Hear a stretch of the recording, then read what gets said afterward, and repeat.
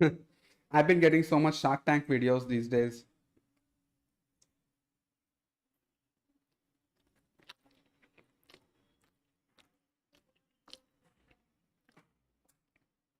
Who's this gal now? Hello guys welcome to my YouTube channel और आज हम It's बात करने जा रहे हैं road Kushi.journal, map DSA roadmap. Of course, because we don't have enough of it already.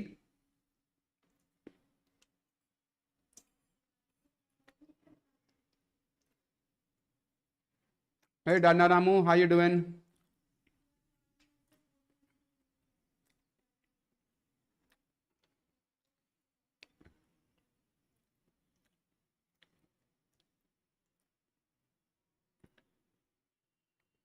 What's up? How's your Sunday going, bro?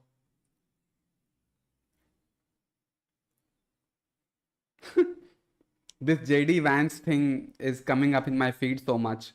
I refuse to watch that because I'm simply not interested. But yeah, the YouTube algorithm seems to make me see that video. I don't know for what reason.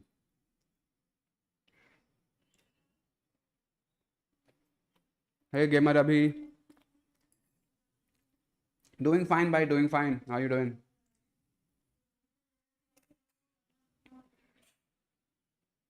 Mm,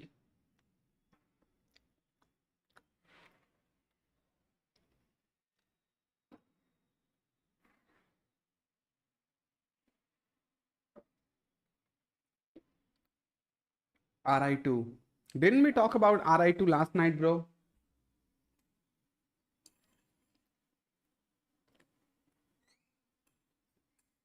Or what today? Mm, I wanted to talk about Stop Killing Games. Stop Killing Games is the initiative where they are making the publishers not take away the games from people that they have sold to. That is something that I want to discuss.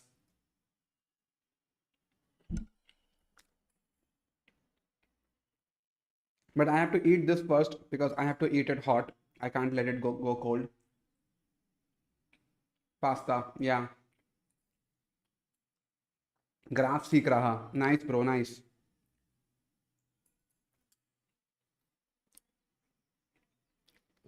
Today is Sunday, bro. I really want to watch this video. If I wasn't on stream, I would be watching this video right now.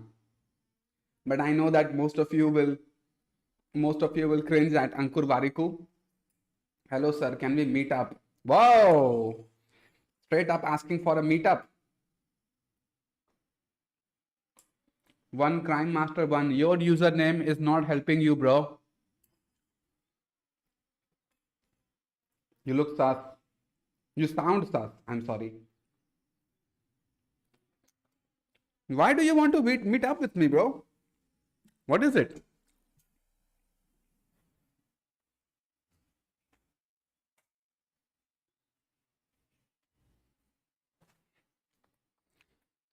Yeah. What's up? You can tell me right here. I follow Pirate Software, but his tech was so stupid, even from a developer POV. Yeah, yeah, yeah. I understand that because he is a businessman, bro, and he did damage the initiative more than helping it, more than all the other people are trying to help it. But it's good that Markiplier or Penguin Zero or people like PewDiePie, they are trying to get PewDiePie get involved with this, but they are trying that. And I'm pretty sure these people will show their support.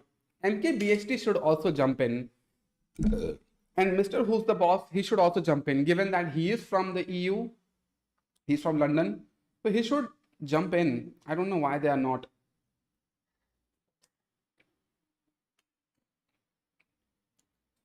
Do you know about the 1 million button website? No, I don't. Curious buddy, this is pasta, bro. Pasta.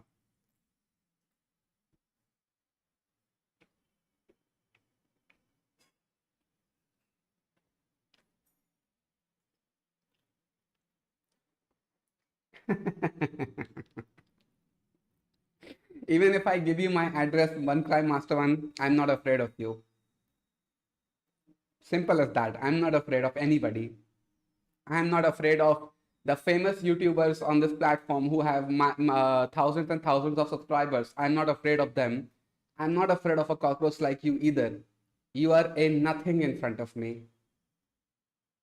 So make your threats, do what you want. It's not gonna budge me.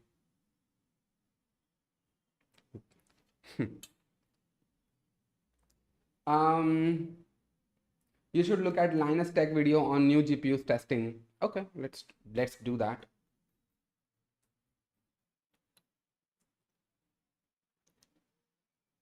Apple is not getting my money.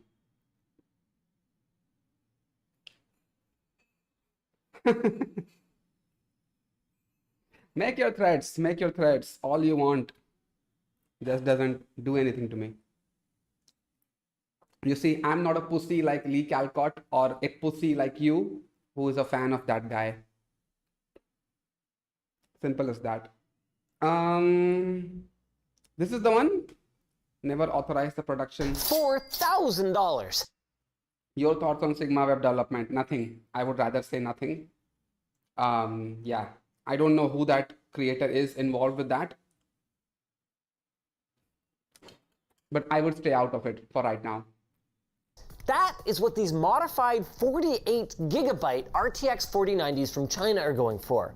Personally, I love how hot and loud they get. They're great. And the best part, aside from the inflated price that I paid that makes me feel like a big shot, is the fact that it loses in nearly every benchmark against a regular 4090 gaming card. In case it wasn't obvious by this point, yes, this thing makes absolutely no sense for gamings. But there are tons of listings for them online and even positive reviews. Maybe they're great.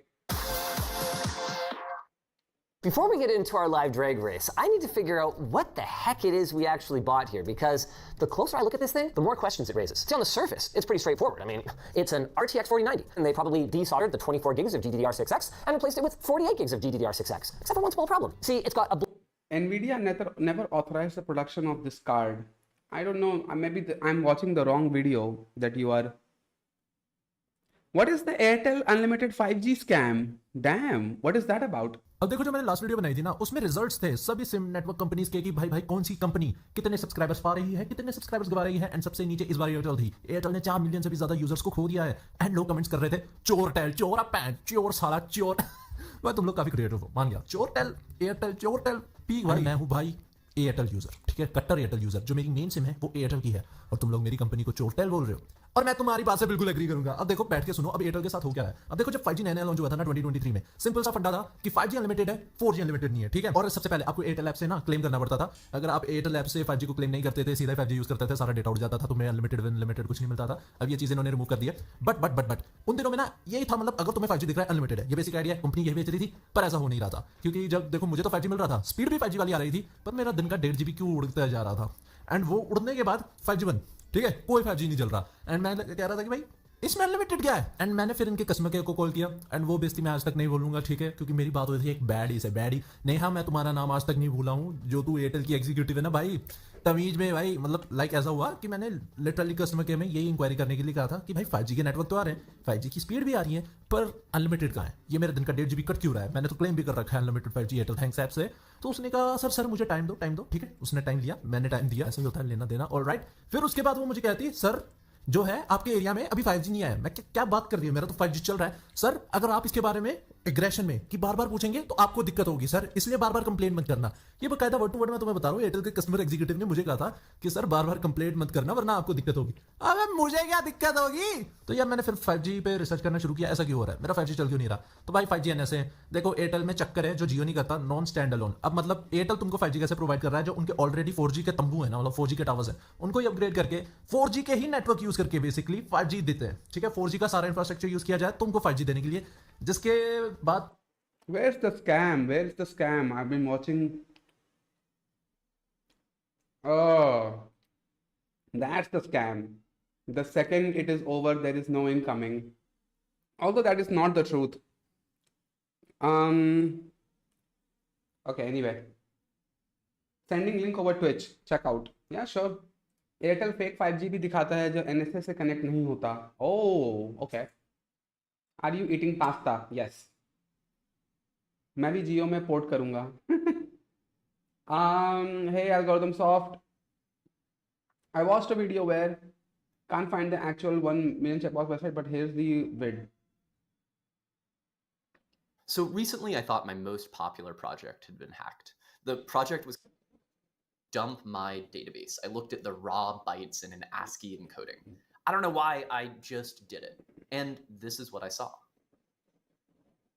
What the fuck is that? Catgirls.win was sitting there in my database and I panicked. I freaked out. I assumed I had been hacked, which I think was a pretty reasonable assumption. I started searching through my code, searching through my logs, trying to figure out, did somebody log in? Is there a bug in my code? Is someone stuffing this URL into my database? Oh my God, this is so embarrassing. Oh, this is my there is most a popular website. project. It is being viewed by thousands of people and 1 million checkboxes. We checked every box, but you can still play alone if you like.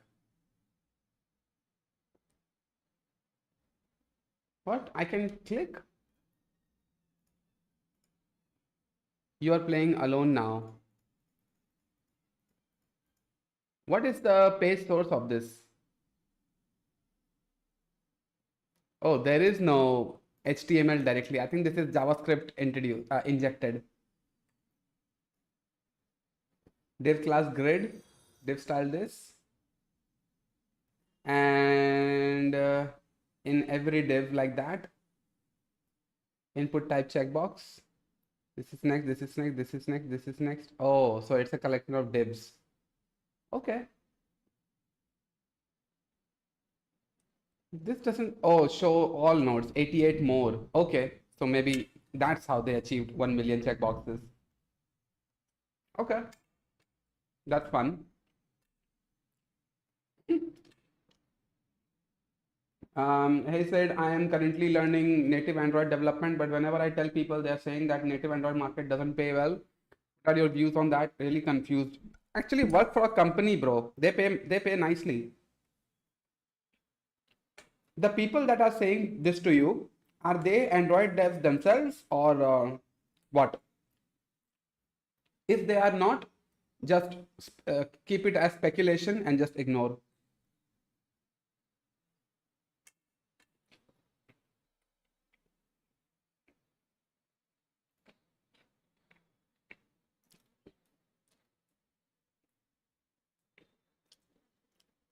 Huh? You can zoom out. Okay, the web page breaks when you do. Okay. Seems like there needs to be some engineering in place needed because this web page just crashed. At 25% zoom, this is not functional. That's crazy.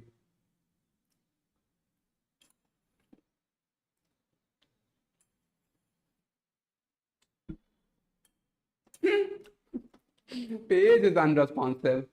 Damn.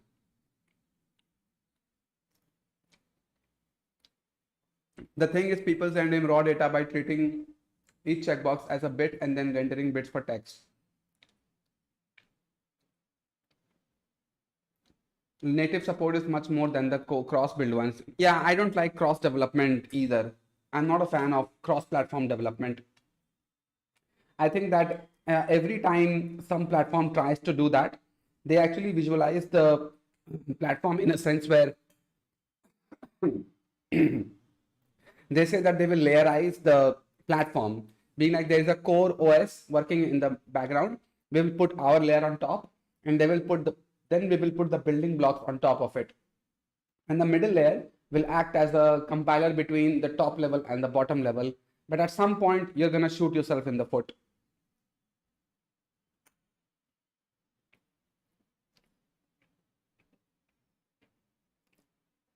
And by the way, hi Arindam. I understood your spelling mistake. It's fine. Both Jio and Airtel are bad, man. Whenever I use Jio, it switches to 5G areas like in office. It will not work the same, but it's Wi-Fi. While in Airtel, the speed exists, the unlimited 5G doesn't happen. And we have no choice since there are the two only popular SIMs that have decent coverage. I made a video, bro. Dana Ramu, you were there, where I said mobile data is expensive. Do you see my farsightedness? I can look into the future and I can say, I can predict things. I already slammed Jio and Airtel in my video, and now look at what's happening. People are waking up to it. Do you know what though? The Prime agent made a video where he said that is ChatGPT making us dumb? Right here. Is AI giving you donkey brains? And in this video, when you see it, Is there like, it's a little, I have been waiting for so long to read this tweet. Okay. look at the title of this. Your brain on ChatGPT, accumulation of cognitive debt when using an AI assistant for essay writing task. I already made a video last year where I told you don't use AI. It takes away your thinking. And now look at that. When Harvard does it, everybody pays attention. And that's the saddest reality of things. What can you say?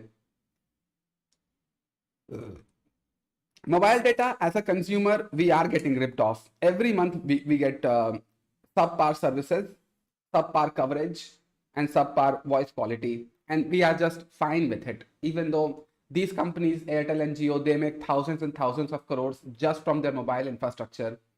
It's crazy.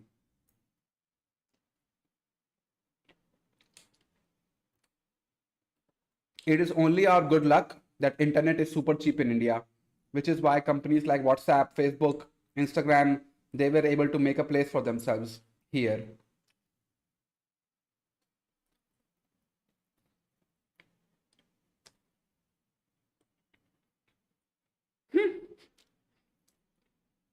I'm telling you, I will one day I will accept a sponsorship from Nestle if they decided to sponsor my channel. 100%. I have increased their sales so much over the weeks that I have eaten Maggie or pasta in front of you guys.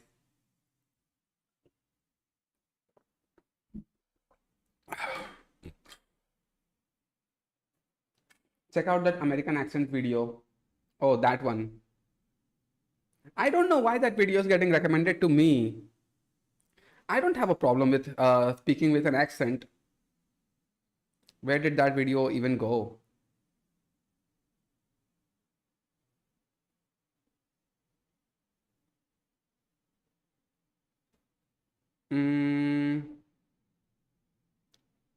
Okay, I lost it. No worries. Anyway.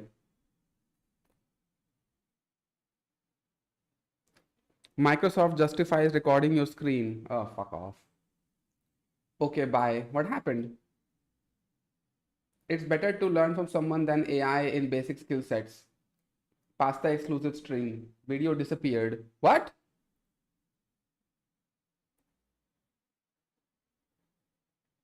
I'm here. What the hell?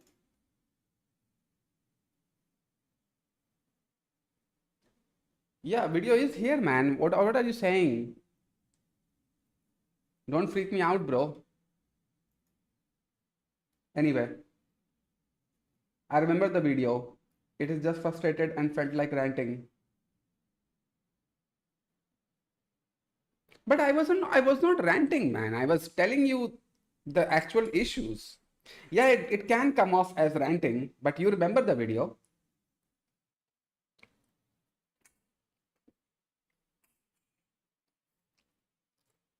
Sometimes we need.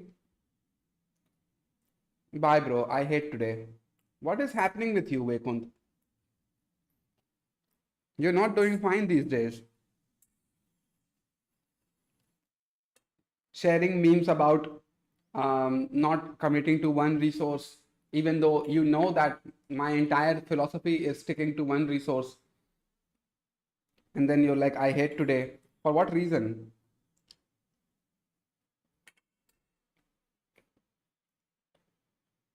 What if I told you that everything you know about software engineering is a lie? 5 years ago, I joined a brand new AI startup. To start, let's talk about lie number one. Since I started sharing my journey on this YouTube channel, one question keeps coming up. What programming language and tech stack help you to land those six-figure? Okay, that's a trash video because I feel like I have answered this question so many times now. So और ये है American style English and this is American style English.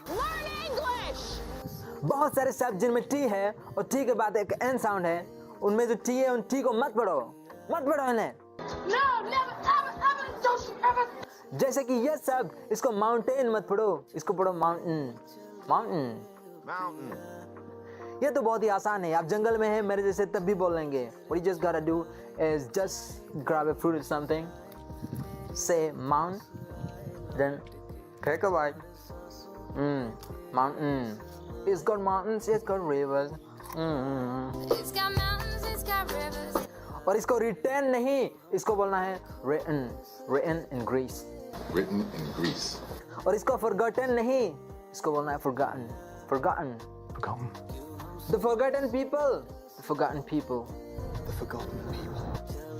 और आपको भी ऐसे ही बकवास English बोलना है। Then what are you doing? Bakwas Hit the follow English? button. What the hell? This is actually very helpful tips. Americans do say it in a way that takes away certain enunciations of the words. This is not bakwas at all. No, this isn't. I got assignments, but my family giving me work to do. Then how are you here, bro? You just said two things, assignments and homework, but now you're here? I mean, how does that even explain that? Happens every time. How is bro's YouTube recommendation so relatable? I mean, because I watch different types of content. I mean, it's pretty diverse. Hey, Mana. How you doing? You know what? I'm not happy with yesterday's rant of outdated college curriculum and teachers' disrespect. I'm not happy about that. Yesterday I watched it once again, and it came off as repeating my sentences over and over. And that does make for a good live stream experience. Those of you who were here last night. But for a main channel upload, I feel like I have to re-script it and properly say it. I can't just cut the clip and just be like, yeah, that's the main channel upload. Can't do that. Great.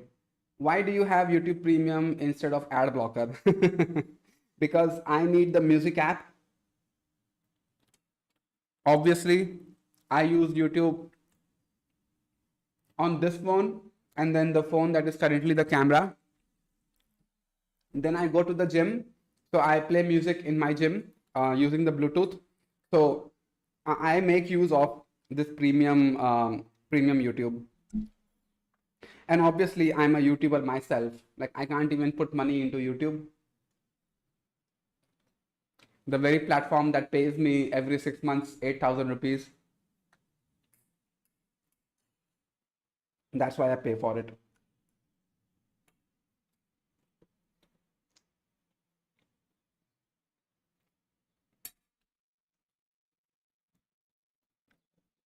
LinkedIn used to be. Why LinkedIn feels so fake now? Okay, this is a good video. So let me tell you something about Shade of Code. I saw this post right here. Look at this. He even started selling a course now. It's just sad to see, really. The YouTuber that you start to like, and then you see them do this.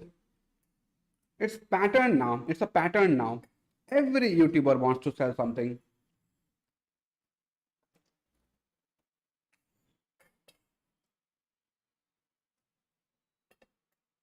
Anyway. To be a place to find jobs. Now it's a corporate circus. Developers are out here posting emotional essays about centering a div. People announce promotions like they just won an Oscar. And the humble brags? I failed 47 interviews, but I didn't give up. Now I'm a cloud consultant at a startup you've never heard of. Cool. Congrats, I guess. Then there's the AI-generated fan fiction. My Uber driver asked me about Kubernetes. Now he's our CTO. Somewhere along the way, LinkedIn became the Facebook of tech bros. Except instead of memes... It's because of the generation gap, simply. What older people find humorous things about, It's not relatable to the younger generation. It's why we have something called dad jokes. They are called dad jokes because it's a generational thing between people. Somebody of 21 years old hears a dad joke and they start cringing. Why? Because of that. I think I'm about to become a boomer pretty soon. The jokes that I will say, you will laugh. You will say that you are laughing on chat, but actually you'd be cringing at me.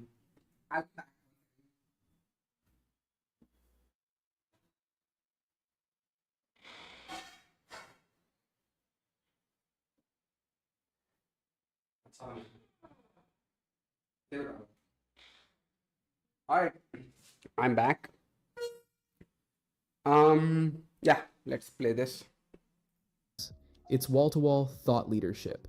It's all polish, no substance, and everyone's trying to sound like a motivational speaker while silently hoping a recruiter slides into their DMs. And can we talk about the open to work banners? You put that thing on your profile, and suddenly you're drowning in cold DMs from SaaS startups, offering you exciting opportunities for 38. Not happening. In fact, this is the exact opposite now. This open to work badge that you have on LinkedIn, it actually tells recruiters that you are desperate for a job. And like very paradoxically, recruiters don't want to approach you. That's the reality of open to work position. I mean, the tag that you have on LinkedIn. Don't do that to yourself, I would say. Did you watch the Harry video? Which Harry video? I mean, it's okay until he's not fear mongering to sell courses. What Harry video are you saying? Tell me the title of the video, Arindam, then I'll watch.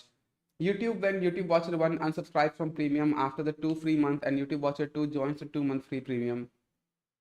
Oh, I see. I see. So you're saying to create new accounts each time I get the YouTube premium. Nah. I paid one time for 12 months and then when that expires, then I paid 1200 once again for 12 months. And that's how I go. But yeah, show me the title of the video, Arindam. I'll watch it. $1,000 and a vague promise of equity. If you're tired of turning your resume into a content strategy, tired of pretending Cutes for Baba? Oh, okay, I see. Passionate about scalable solutions, subscribe to Shade of Code because I believe in you. Not your hashtags, not your buzzwords. You. Something happened with Ludwig, huh? I will check it out, but not here. So piracy is coming back. I think the reason why this is happening is the old quote from Gavin. Piracy is a service problem. The reason why piracy went down is because there were services like Netflix, for example, that acted as a market replacement for piracy. Tell me something for real. How many of you have Netflix subscriptions right now? And not free one, not borrowed one, but you yourself have taken Netflix subscription. How many of you?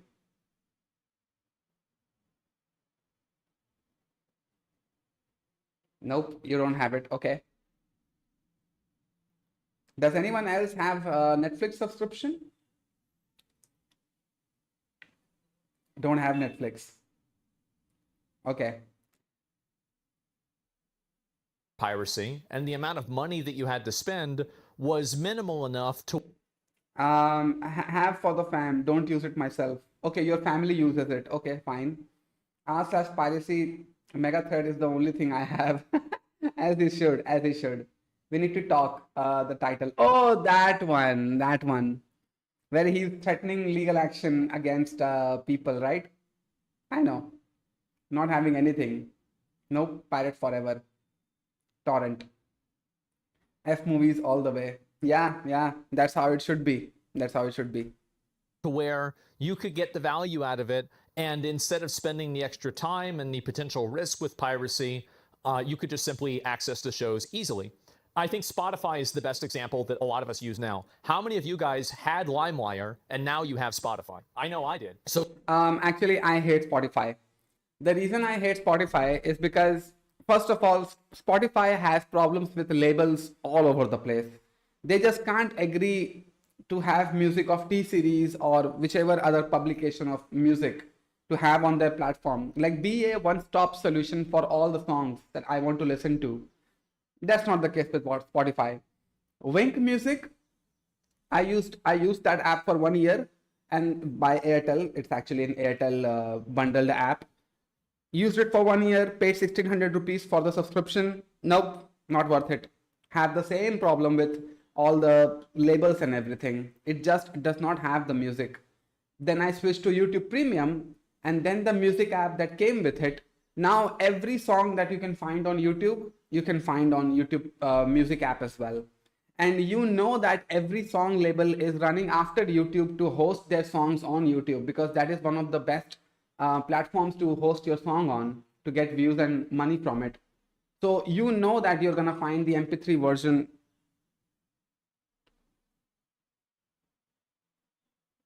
So you know that you're gonna find the 2025 version, 2025 version. So you know that you're gonna find the MP3 version of that song in that app.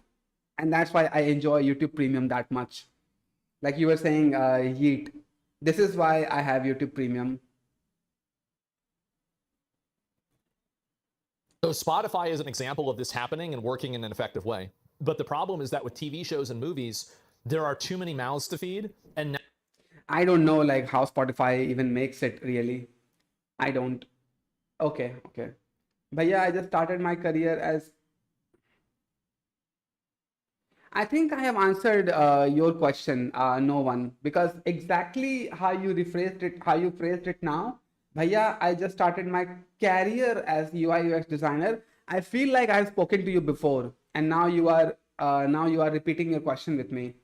Did you watch it on stream? Yes. Oh, okay. No, I didn't. But I think this video is done for. Piracy is back. I don't think we...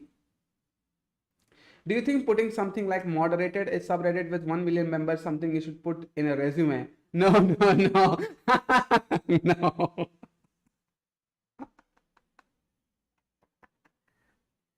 Don't do that. Hey, Sarah, you're back. Sorry. Code with Harry, right? Hey, Itachi or Sayush. Huh? How did this HTML full course open up? I don't have that big of a skill issue, bro. This one is right. This is getting out of hand, where he talks about resellers. This is the one, right? I'm late again. No, you're not late. 25 minutes doesn't count as late. ये लोग videos बनाकर torrent को भी block करवाएंगे. No. Oh, but actually, you know what though? Torrents cannot be blocked. It just cannot be. It's architecturally, it's financially, or technically not even possible, because this is how torrents were made. The architecture is so distributed that you can take down websites like FitGirl, Repack, or GOG Games, whatever. I feel like GOG is not a torrent website. I'm sorry. Dodi Repacks, or Dodi, FitGirl, who else? SteamUnlocked.net. You can take these websites down because you can trace the IP addresses of these websites. But the actual files, they don't belong on the same domain now, are they? It's actually a very distributed network all across the world where the files are hosted on servers, which are piece by piece distributed. And all the uTorrent client does is piece it together to give you the file. So first of all, to block piracy all across the world, you need to establish a kind of agreement all across the world by all the governments that say that, yeah, we want to stop piracy. Only then you can achieve that. But there are countries out there that actually allow piracy. They're like, yeah, do that. We don't care. I think Romania is one. Countries that allow piracy. There are no countries where piracy is legal.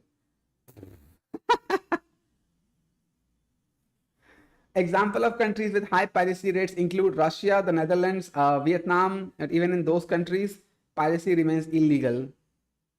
Some may have specific laws or regulations regarding online piracy, but they are all ultimately aimed at preventing or punishing copyright infringement.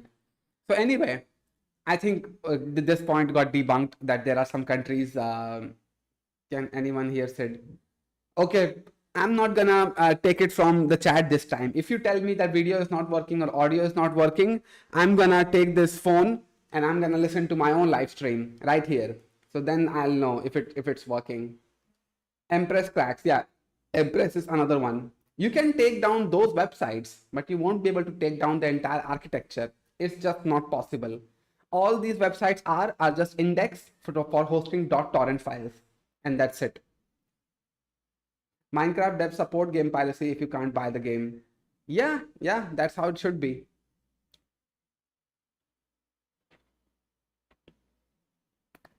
The torrent client anyways uploads and downloads at the same time. It's peer-to-peer.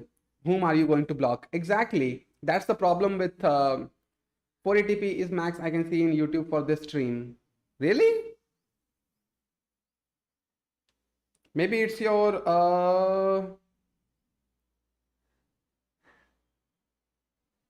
1 second, let me check my own live stream.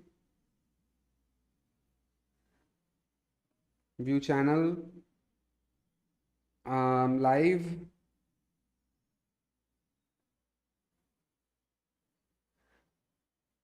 This is 29 June, right?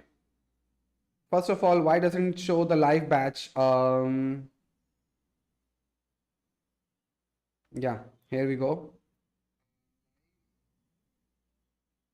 No, a 1080p is showing for me. Okay. I don't want to listen to my own live stream. Okay, fine. Mine running on 1080p, bro. Yeah. This time, Sid, don't take a shit. What? Okay, Mana, have you lost your mind or something? What are you saying to me? Be in your limits a little bit. Don't forget who you're talking to. I wonder why Sid doesn't want to listen to the chat. Because I have my device right here. I can find out if the live stream is working. You can't fool me this time. Audio fine, everything working. I know it is. They are trying to fool me or whatever. Not realizing I am one step ahead right here. For me, the reason piracy exists is that a lot of stuff is inaccessible as well as more expensive than people can afford. That's another problem, bro. You got Hulu, Disney, Netflix, what else? Rumble, and Apple TV and bunch of other services that have like taken certain pieces of content and kept to themselves. There is no sharing between them. That's the issue. Culture should not exist only for those who can afford it. Oh yeah, I remember that sentence. Nah, I can watch in 1080. You didn't read it earlier, I guess. You should discuss more about the R2 thing. You can even make a video on it. I don't know why this RI2 thing has picked up so much. Okay, let's discuss this then. Screw Code with Harry. Why do I even care? Okay. Okay, so I'm sorry that this website is not available in dark mode. Let me see if I can turn that on in settings or whatever. Nope. So apparently there's this thing in RI2 website which is Research Integrity Risk Index, and that is not a good news for India because the top 10 institutes that have the least integrity when it comes to research is Indian universities, and at least 9 of the top 10 are Indian universities. University of Pune, APJ Abdul Kalam, Anna, Savita, Jawaharlal Nehru Technological University, Koneru Lakshmiya Education Foundation, Welltech University, and Graphic Era. You can see the first 10 colleges, 9 of them are India based. And this is not even surprising anymore. I already said in my GSOC video that if everything is a business, if everything is just for the money, I think there is no point in having it. And that's the same pattern we are following here. Research, these universities are doing research and they are taking it away. Where's the, okay. So rate the number of retracted articles per 1,000 publications and capturing evidence of serious methodological, ethical, or authorship violations. And 2, rate the percentage of institution publication appearing in journals that were recently removed from Scopus or Web of Science for failing to meet quality of publishing standards. I feel like the system can be blamed here, where quantity is preferred over quality. I also think that research has an inherent problem, that research is money driven. This is the inherent problem with research. In order to incentivize people to do their research and dedicate their time into doing research, you have to pay them something. And at that point, when you start putting money into research, you kind of need one thing from it, which is this thing, ROI, return of investment. I feel like this is where the system starts pressurizing research interns just to publish something and get it on the table that we have done something. This department has achieved something, and not achieved something, has published something. So one of the problems also that I see is that management doesn't understand research the way that research students understand research. That is a strange sentence, but you can't, for the life of yourself, you cannot estimate research times. You just can't. Some research takes decades, some research takes weeks. But the fact that you're getting paid as a salary for doing the research is where the problem happens, where the top management is asking for ROI, is asking for results. Sometimes grants are involved, sometimes research institutes have to show that they have done something to make good use of the money. Otherwise, the next round of grants that will be given to them, they will be taken away. So this is where the system is broken in a sense. But ultimately, while I say that the system is broken, I don't know how else we should be doing this. What kind of research can't hold up even couple of months? I mean, most research, bro, most research. Me using cracked version of Final Cut Pro. Okay. Steam has a sale right now. Time to buy 10 games and never play them again. Bro, you are really hot. Sorry for bringing this out of nowhere. I'm flattered. Thank you. Use dark mode extension. Even some NITs are showing up here. Yeah. If we take at the entire list, there are some NIT, is it? I don't feel like that. Indonesia, Pakistan, Saudi Arabia, Kazakhstan, China, UAE, Jordan, these countries, they lead it, man. Iraq, even Iraq made it here. But ultimately, India has the most number of positions in this list. That is something a little bit shameful. And that is something that should be discussed in the parliament and everything.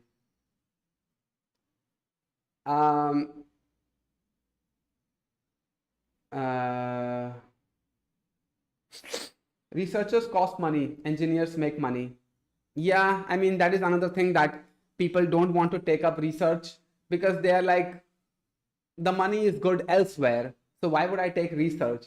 Research is entirely passion based. I feel like you can't enter. Okay, if Doofus is here, maybe you can answer, but you can't enter the research domain for the money. You just can't do it, because if you are thinking about money, then you are not looking at research. You're looking at something else. You will be like, why would I go to this organization and get treated by my seniors like shit while I can have the same experience in corporate and get paid more for it as a beginner? So you're going to go to software development. You're going to go into the IT sector. That's what you're going to pick based on simple economics and simple risk and reward calculation. Parliamentarians can't even spell research. That is true. That is true. So entirely what research gets boiled down to is budget and time. And these are two things that I can tell you. What you do research on might become useful 50 years from now. I think it's an India problem, because while doing my research, I was not even asked to write a paper until I came up with something novel. Do you know this is not an India problem? This is not an India problem. This is a hierarchy problem, and this is a capitalistic problem. If you have watched Big Bang Theory, you may remember that episode where Leonard and Sheldon, they came up with something in their university and they tried to claim credit for it, but the university said that, hey, we have paid your salaries all this time, so we deserve a cut out of your findings. So Sheldon was like, okay, yeah, we have to oblige with that. So it's not a India problem that research, the research domain is mistreated or misunderstood, because ultimately every research that students do, they have to have a budget and they have to have a timeline on their heads. And this is not how research works. You can estimate corporate tasks based on budget and time, but you just can't say that, hey, I'm gonna build something, or I'm gonna invent something, or I'm gonna find answers to something that hasn't been answered all this time, and I can estimate that how long it will take me to answer that, or how much money it will take me to complete that. You just can't. But ultimately it's a practice problem. Like you can see that United States is nowhere to be found in this list. You can't find Canada, France, Italy, Spain. No countries are here, but it's mostly these countries: India, Pakistan, Bangladesh, Indonesia, Iraq, Saudi Arabia, Jordan, and Kazakhstan. So there is something wrong. I mean, oh, there is more. Okay. So is USA in the top 100? No. USA is not in the top 100. Wow, not in the top 150 as well. Morocco, Taiwan, China. That is crazy. Maybe because one more thing that needs to happen is moderation. I mean, when research interns submit something, it needs to go to an extensive verification process, that if you are an idiot and you just found something on accident, you have to verify with your seniors and everybody that they validate your work, they validate your research, and only then allow it to be published. I think that's where it will help a little bit. It will bottleneck the number of research papers coming out of an organization, but ultimately it will be beneficial for any country to uphold its integrity.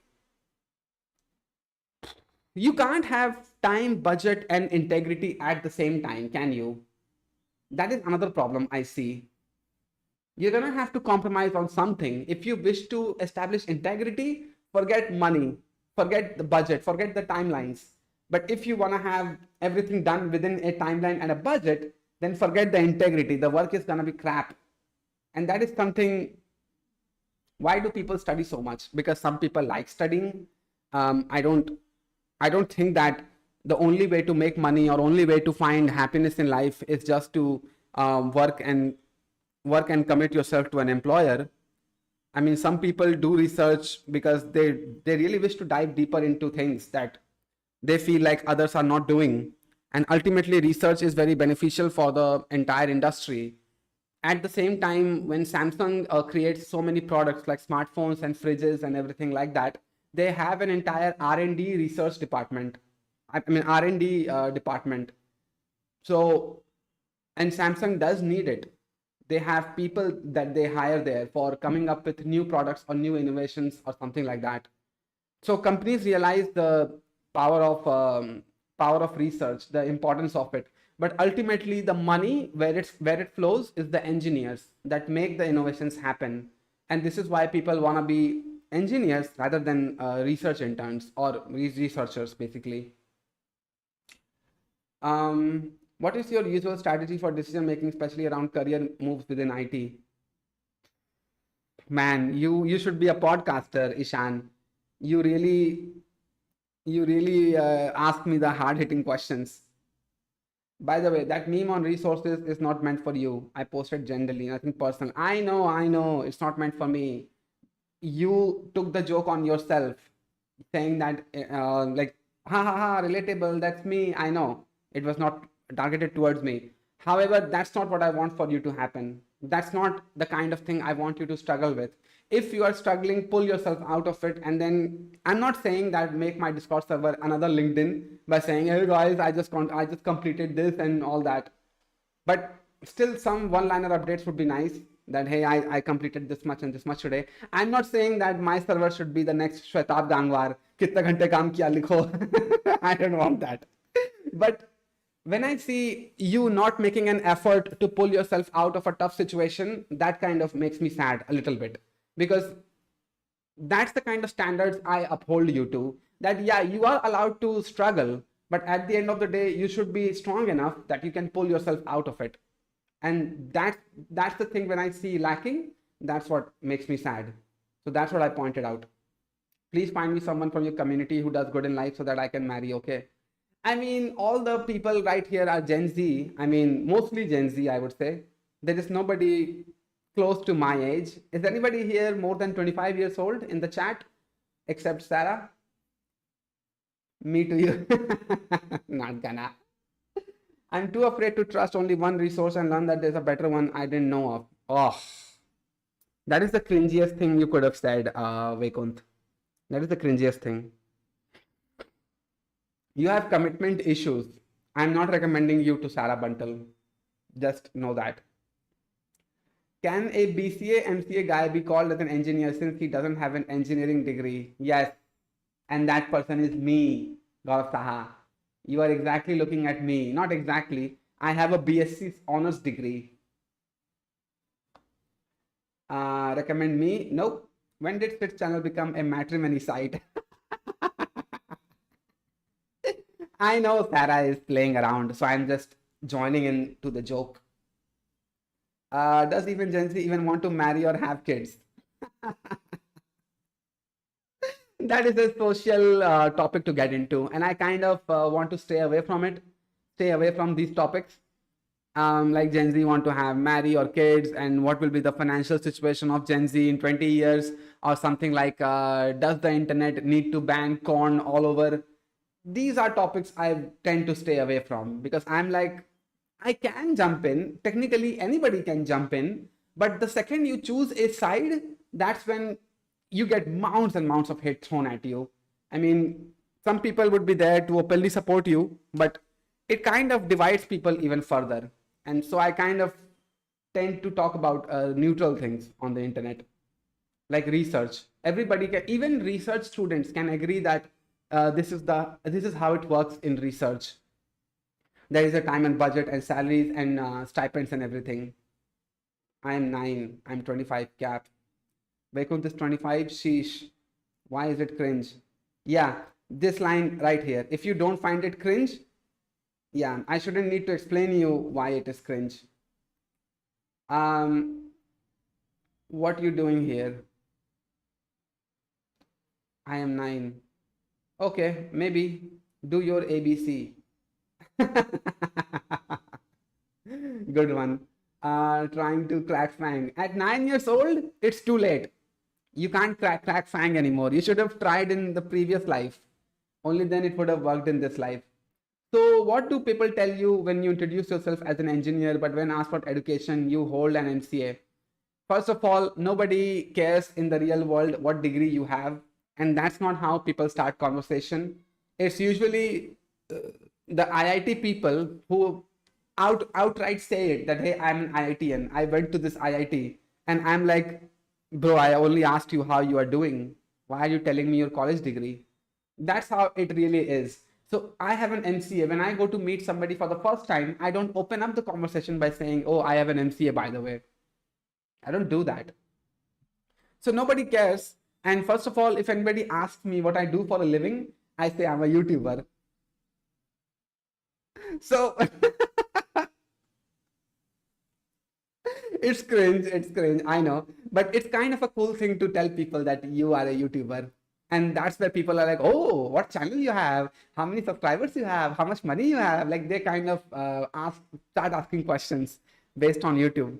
So then I tell them that, no, I'm not exactly a YouTuber. I'm an engineer, but also a YouTuber.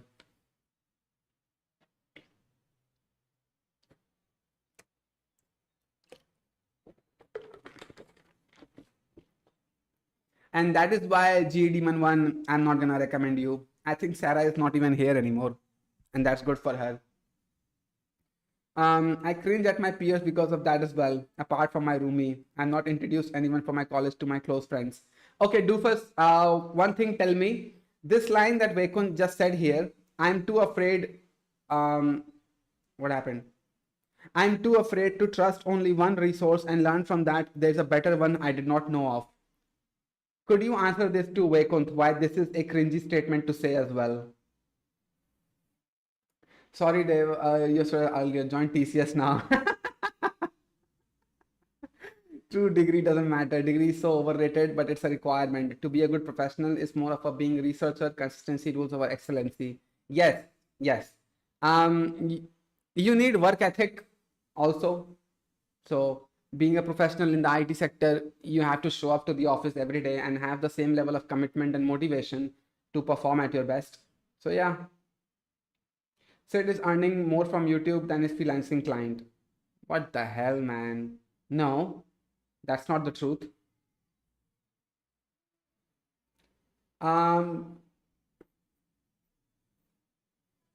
To be honest, software engineering is not even engineering, I feel. It's software development. Yes, yes, yes. It is software development. The tools are already out there. We just string them together.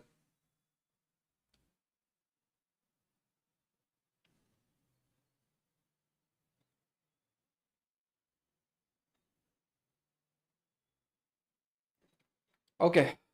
Let's see. I think I missed out on some chats above.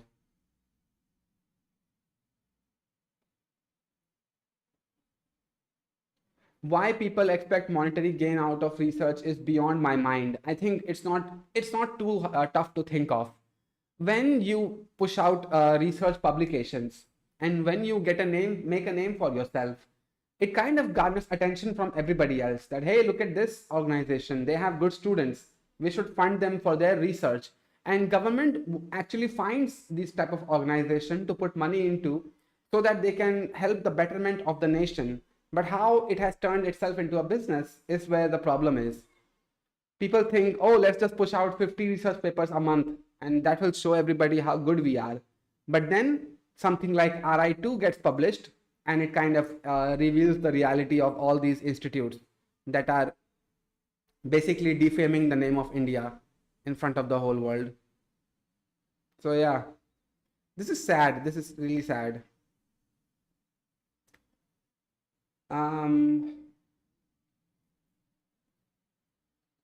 I feel like if you care about making money, definitely don't get into research. You would work too hard for so little that you start hating your life choices. Exactly. Not much people want to do research, all watching Bhaiya and Didi for 1 crore placements. And Neeraj Walia as well, bro. I'm talking about you can't make Sid full this time of that mic scene. You can see chat 2 or 3 minutes late. The context of message changed at that time. I'm not disrespecting you. Fucking bring a PLI scheme for it. This is working for electronics, pharma, etc. and other sectors. Okay, I don't know what that is. Hail communism. No. What you do research on might become... Okay, I read that. Okay. Hey, Shashwat.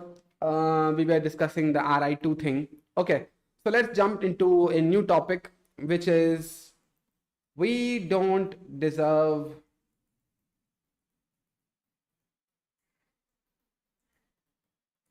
Stop Killing Games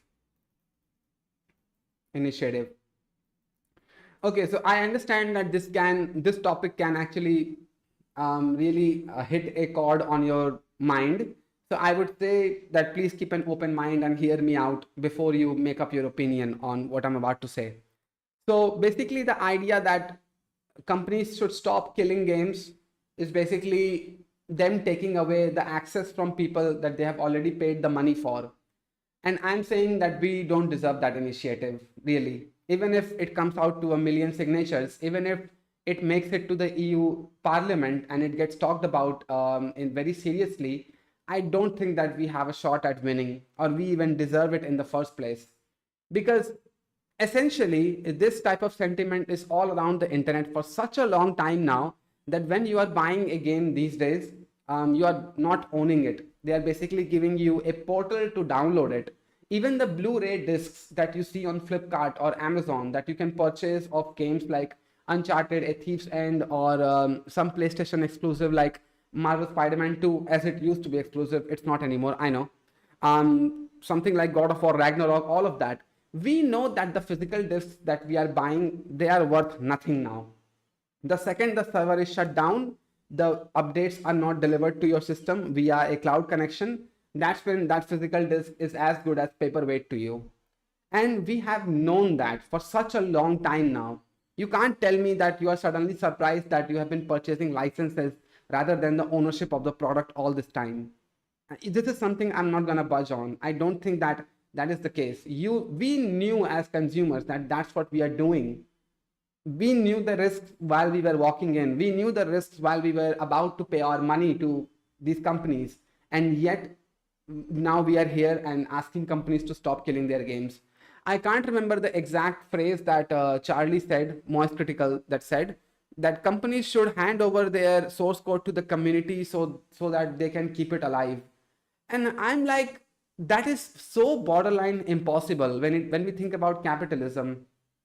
Because when a company makes a game, they have put money, time, and effort into that game. And do you really think that this is feasible for a company to say, hey, we are not making money from this game anymore, so let's just give it away? Because at the end of the day, the game is the company's property. They are the owners of the game. They decide what happens with the game from now on. You can do some illegal things, you know what I mean. But if you want to have a physical ownership, you can't expect the company to just hand over the source code and everything that they have worked for so long and put so much effort into, because that's not how it works. I don't feel like even if you go to the government and say that this should be the new accepted norm, it's gonna happen.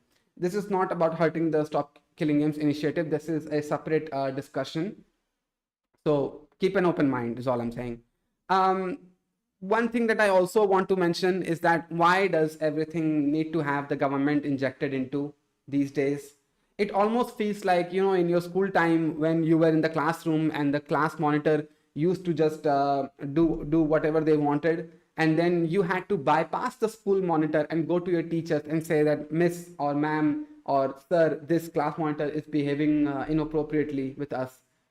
So it feels like that kind of scenario now, that we are the students, class monitors are the game companies, and government are the teachers or principal that can bypass them. And each time the class monitor misbehaves or something, we have to bypass them to go to the government and say, hey, can you please make your game companies behave a certain way that we want?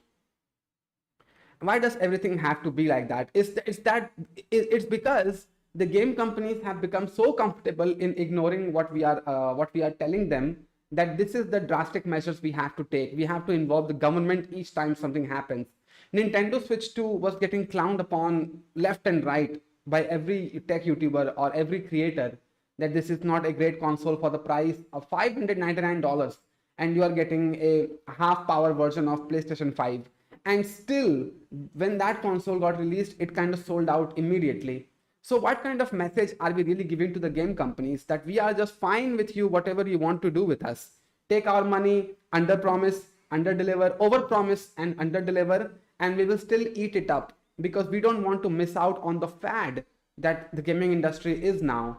We don't want to miss the chance of getting the new console and just making a YouTube video about it. Creators are to blame partially for this, because ultimately they are the salesperson on YouTube, like MKBHD or whoever. They take these consoles, they make a video about it, they show the nice things and the bad things, and essentially that gives people the FOMO that, holy shit, I don't want to be the guy that doesn't have the Nintendo Switch 2. So essentially they go to the company and they buy it. As a result, the company makes profits. As a result, the company is like, even though we had so much backlash over the console not being a good deal for the money, we still made money out of it. It's still a profitable business. So now they're gonna push the envelope even further, making us break at the very edge of it. And they will keep testing us. They will keep pushing us to see how much money they can extract from us without making us feel like we are paying too much, or it starts to backfire on them. This is why I say we don't deserve the Stop Killing Games initiative, because ultimately companies are very upfront telling us that this is what we are doing to you, and still we are forking our money off to them, being like, yeah, take our money, give me the latest Pokemon, give me the latest God of War, give me the latest Spider-Man, whatever it is, or the latest games that are coming out. Because ultimately this is something, at some point, like, the community has to get together and be like, we are not gonna give them the profits that they are seeking. Only when you hurt the profits of the company, that's when the companies actually turn around and start listening to the consumers, what they are saying really. It's not just the gaming industry where the companies have a problem like this. It's so many domains where companies feel like they can do whatever, and you can just you will just keep paying because you have paid all this time, so you will continue to pay. Like Microsoft Xbox Game Pass is a very good example of good investment. That is a good investment, Microsoft Xbox Game Pass. But as Drew Gooden pointed out, that when they went to PlayStation Now, the service Xbox Game Pass equivalent for PlayStation, it has 800 titles, but almost all of them are garbage. There is no good games to play there. So why would you want it? Oh, shut up about your best viewers. I already have the best viewers in the stream right here. Hey, Yash. Bro, Doofus helps me with a lot of resources for specific topics, and this someone did for ML. Getting into a degree that I have no idea of, coming from a non-serious background. It's like walking blind in the woods while others talk about stuff in college groups that are new to me. Don't worry about that, I would say. Either that or just say upfront that the company will end the game, or just the multiplayer part. Oh, let me also talk about what will happen in the future. Let me tell you about my predictions, and let's see if it really holds up. But you know what I'm predicting that will happen due to this movement? Companies will come up with an expiration policy. This will be a whole new thing that we haven't seen before in gaming industry. Companies will say that we are charging you $70 for this game, but we are gonna keep the servers up for 24 months, 2 years, basically. So that's what the new deal is going to be. So when you are walking in to buy a game, you are not buying the game at a fixed price. You are actually equating that 70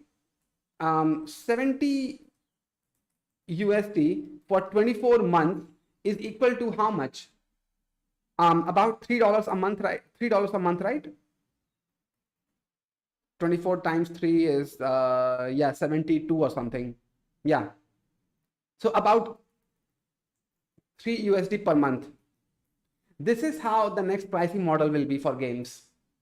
And you know what? At some point, games are gonna become subscriptions as well, where you will see $1 a month for access of games, for indie games or whatever, for $1 a month.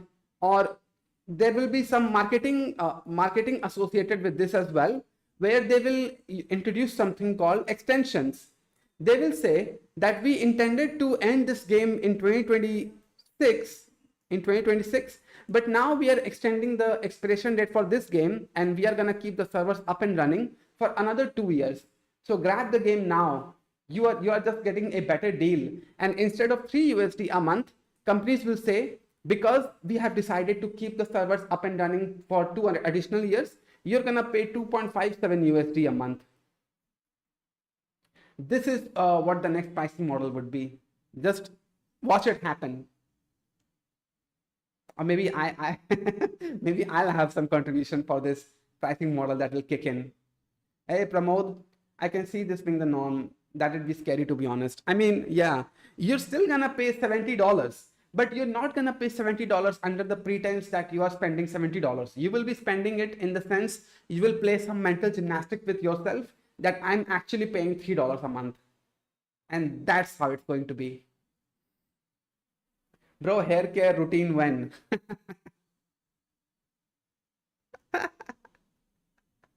It's called Dove shampoo and Dove conditioner. There you go. This is my hair care routine, and that's it. I don't use anything. Does my hair look that good? Oh, look at that. My chat makes me feel so good. I love you guys. I got a promotion, by the way. Oh, amazing. Good for you, Dave.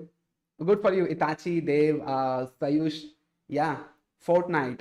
Why did Epic give GTA 5 a free few years back? And you know what? Because of Epic Games giving out GTA 5 for free, I actually got it.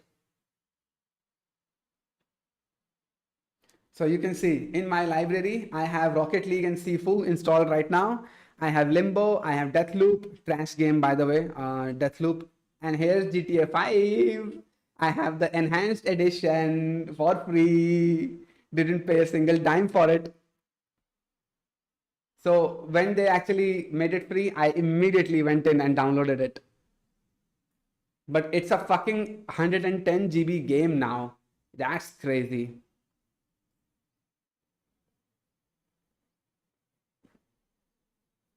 Just an apple, welcome back. I mean, these practices were allowed because people didn't really bother with stopping companies from getting away from it. See, now it's finally time to start. It's gotten to the point where even crisp Discord sound suppression has DRM. Really? Wow. Games before 2015 is better than games after 2015. I would say 2018 was the last year that games were good. I too got it. I got it on the last hour of free sale. Phew. Yeah, you're lucky you got that. I got it when Steam was giving it for free. Nice. How you got? I got the notification from Steam, not Steam, Epic Games. Just went in, boom, add to cart. I don't think indie games will go for that route, at least not soon. Maybe they will. Maybe they will. You don't know. It has been a subscription model since launch. You know what servers won't go down? Fortnite. Oh, okay. Yeah, fair. That's not a wild thing to say. Yeah.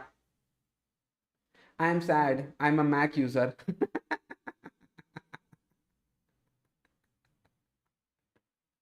Does that what Mac do that to you? I got hey, spoil unknown. I failed to get it, lol. Yep. Take the L, bro. Take the L. I used to love playing Diablo 2. The graphics weren't great, but it was just amazing. You know which game I used to love playing so much back in the day? Age of Empires 2. Freaking loved this game back when, like 2000. I'm talking like 2012, 2014, 2011 to 2013, like in that time range. That was the time when I was playing this game. I loved it. Lovely game, Age of Empires 2. No games. Shit for gaming. Oh, that's why. Yeah, I understand. I understand. Yeah, I agree. 2017, 2018 was the breaking point, and 2016 for FIFA, for those who like play football. You know what? I would say even I would go one step further. 2007 FIFA was the best FIFA.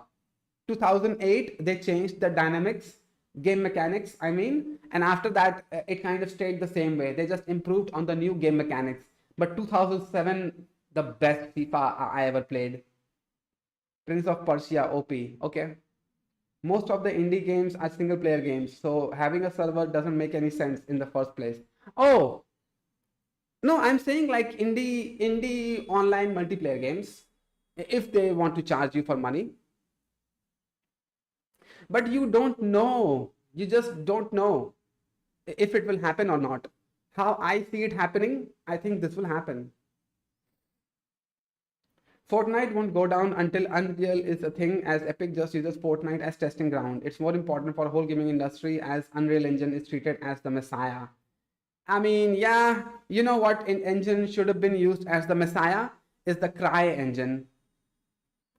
Crytek, really. I think it's something Frostbite engine? No, this is Cry engine or something like Crytek.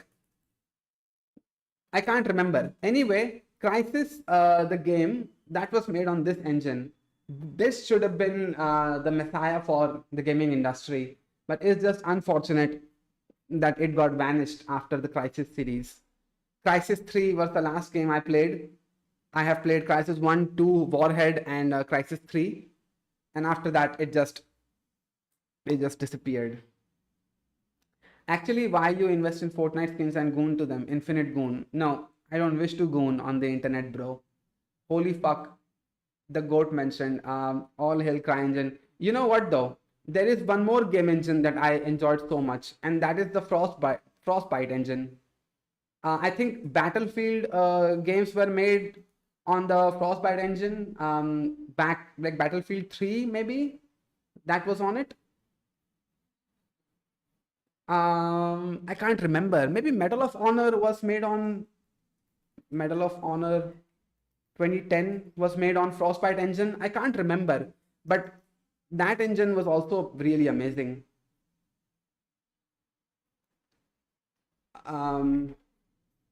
Too young for FIFA 2007. Started from 12 and liked till 15. 16 became so shit. I lost the love for it. Same thing happened with me, bro. I played the FIFA 2004 version. Really liked it. Then played the 2007 version. I really fucking loved it. But after 2008 and after 2015, I started hating it. I was like, ah. Yes, SW Battlefront 2 was also made on it. Yeah, there you go. Have you seen Star Wars Battlefront 2? That game is so good till date. Even now it feels amazing. Not really. I haven't played any Star Wars mainstream games. Maybe I have back in the day. I can't remember. I'm not a big Star Wars fan, actually. I never watched the movies. I don't know all the memes that get shared for it. I mean, I do understand it that it is based on Star Wars, but yeah, I never got into Star Wars. Yes, SW Battlefront 2 was also made on it. I can't forget Renderware as well. And yeah, Frostbite was used for Battlefield games. Yep. For the Cryotech engine, we need stronger single core processors instead of parallel processors. Oh, that was the issue, is it? Okay. Do you remember a time when NVIDIA SLI was a thing? NVIDIA SLI, where in one motherboard, you could have a GTX 770 and a GTX 960 in the same CPU, like two GPUs parallel, and you could harness the power of both of them. Do you remember a time like that? But now that time has gone away. NVIDIA SLI, the same company that prides itself on parallel processing, they could not come up with a way to use the SLI architecture themselves. And they were like, nah, we have to get rid of it.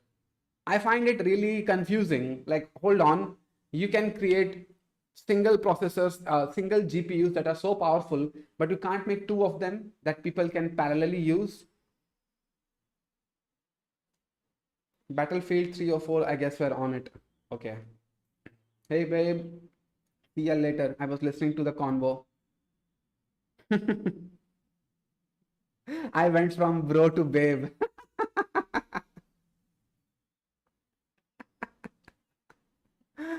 I wish you best of luck, Sarah.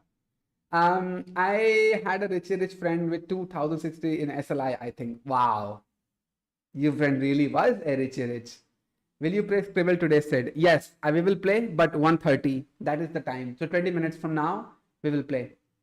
For me, it was FIFA 17. Got to play FIFA so late. Yeah.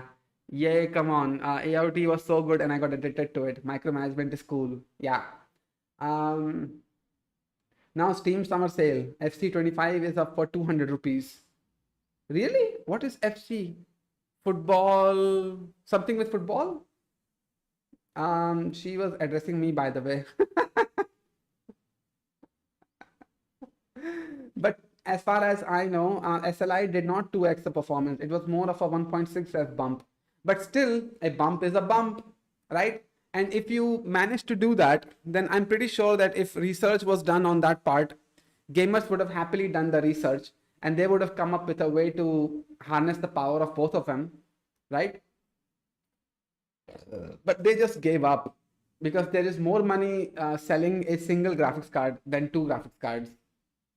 Sorry, SLI setups. I'm sorry. It was not the customers who decided they did not want SLI. It was the companies who did that on our behalf.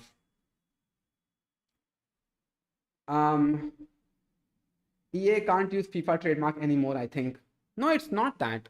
Or is it? Why can't EA make FIFA? Why can't EA make FIFA games anymore?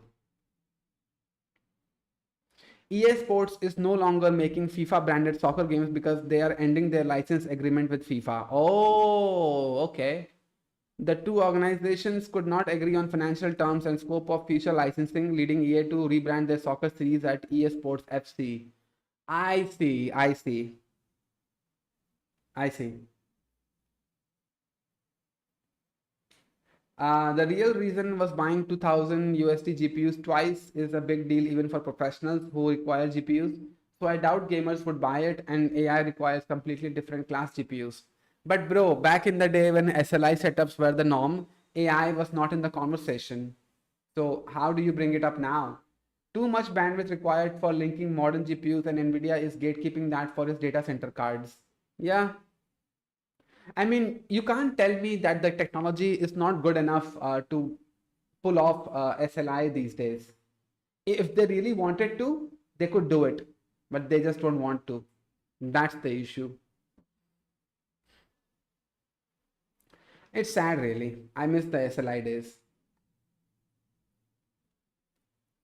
What should we watch? Tell me.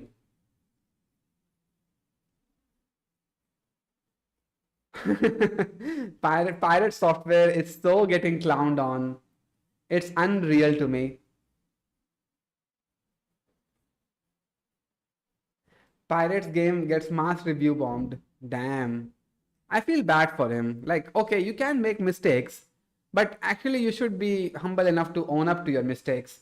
And he's like, nah, I wanna go in further deep and not address that I messed up. Over-engineered, under-designed. First, AC railway station, SMWT. What went wrong? Really? An AC railway station? Damn.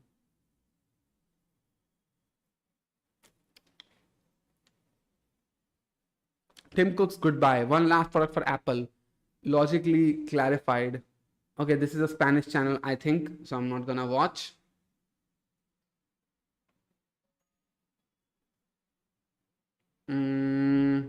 Why Indians suck? Okay, this is a video that's gonna trigger a lot of people. It's gonna trigger even me. So I'm gonna stay away.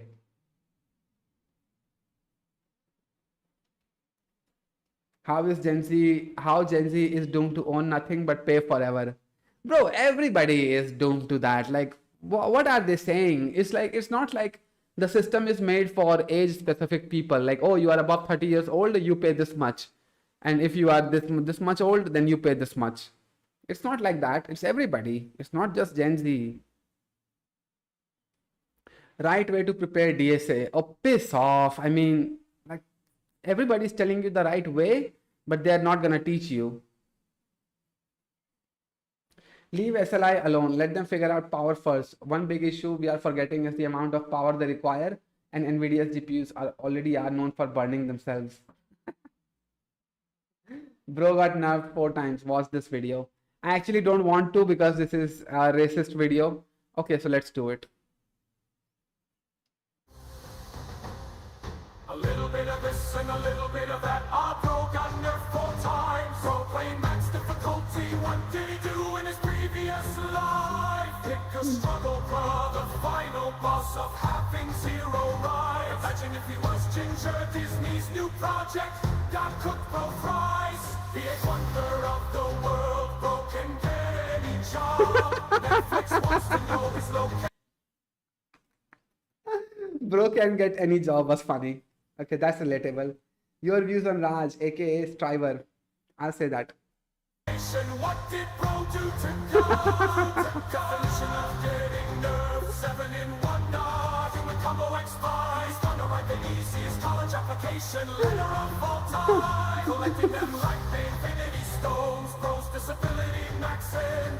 Walking target. I hope I'm not applying to the same college I said. Just pick one, bro. The definition of the 9 deadly sins. Fabric, Tinker Bro's got a PhD in attention manufacturing. Bro is the next live action Rapunzel 5 in 1 of products. Then bro's also French when you select all of the above.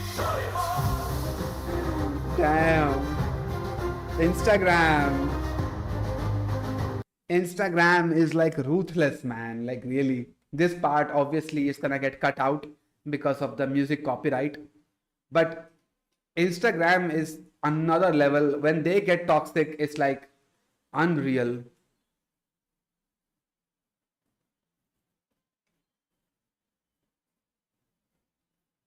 They actually slipped in another insult that bro is also French, as if there is something inherently wrong with being French. Unreal, unreal. Did you Sid? Do you watch Formula One? Nope, never have. I only know couple drivers. Who is it? Michael Schumacher. Back in the day, he was the hero. There's that cheating driver, was Michael Hamilton, Lewis Hamilton. Yeah, Lewis Hamilton. And then there is the another one who is very honest, Max Verstappen, and that's it. I don't know anything about Formula One after that. What happened with Mind's Eye?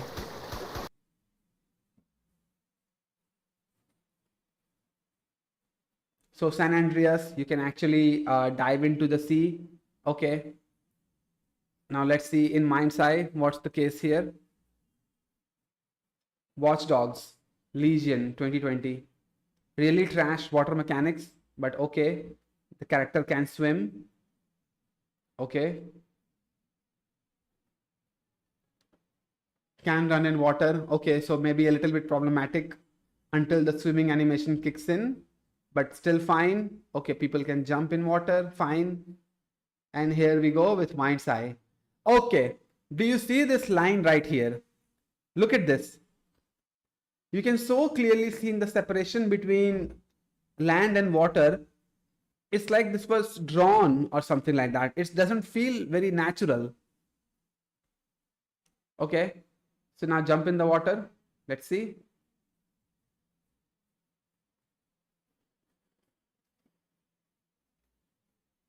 Holy smokes. So it is like fake water. It's not even real water. This is sad.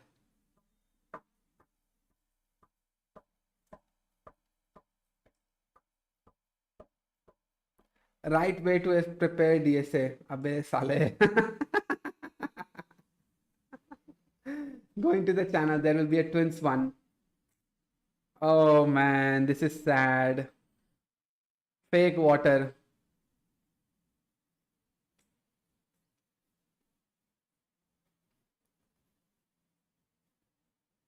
Where has the gaming industry gone really? This is what happened when you vibe code a game. Yeah. Oh, and the water animations are kicking in, but the character cannot swim. I mean, do these developers have no shame or whatever when they make these games? That they just can't even introduce such a basic functionality. No, the game is in future. By then we would have tech to walk on water. It's real. Walks on water, wow. Yeah, I mean, this is really like visionary, very visionary game. Unreal. You weren't supposed to explore the map. You were supposed to sit in your car and go from point A to point B for 9 hours. Unfinished game with insane prices. Chakra control is immaculate. Yeah, this is where the gaming industry is heading to. Another Mind's Eye roast video right here. Good thing that they roast these games so badly. No, they will say these games are not playable areas. Don't go there. I mean, yeah, fair. By the way, did you see the Witcher 4, the first gameplay of Witcher 4? This is like super unreal graphics. I mean, I hate that this is the culture now. Graphics is everything. But looking at the world here, the construction of things, the rocks, the ambience and the everything, it does look a little bit next gen. It does look like that. I was happy looking at this. Is this game from India? No, this is Witcher 4. This is CD Projekt Red. Unreal Engine 5.6.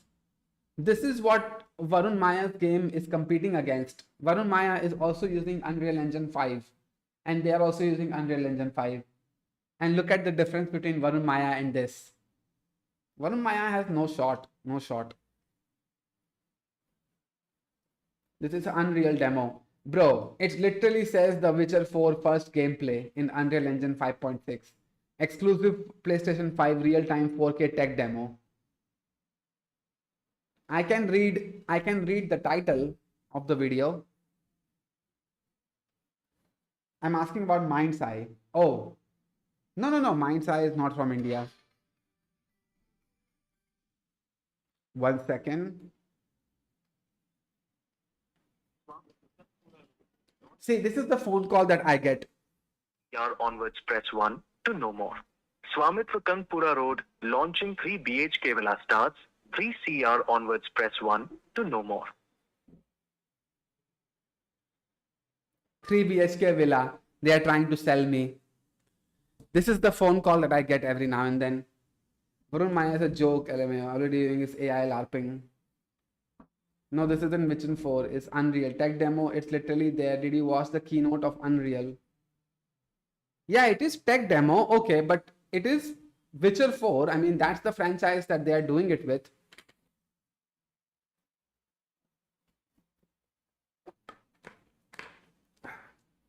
I already have crazy GPU that I can run it with, which is NVIDIA RTX 3080, bro.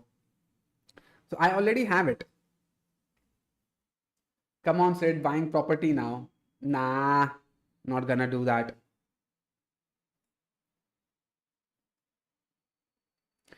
Like there is some muscle mechanics now that these games are now holding up the muscle mechanics. The bugs are gonna be hilarious that will come out of these things. Like when you slash an animal and their muscles just start falling out, it would be hilarious to see when it glitches out. Bank account balance based advertising. I don't have that much money, man, that I can buy a 3 BHK. Skill based matchmaking. Witcher was always like this even in 2014. I don't know about that. Sid calling us poor in all languages. Nah, I'm not calling you poor. I'm annoyed by these phone calls myself, bro. I saw a friend play in his maxed out PC in 2015. He played Witcher and I was jealous in my life for first time. I mean, fair. Witcher 3 is really a really pretty game. I would give it that. But Witcher 4 is something else, bro.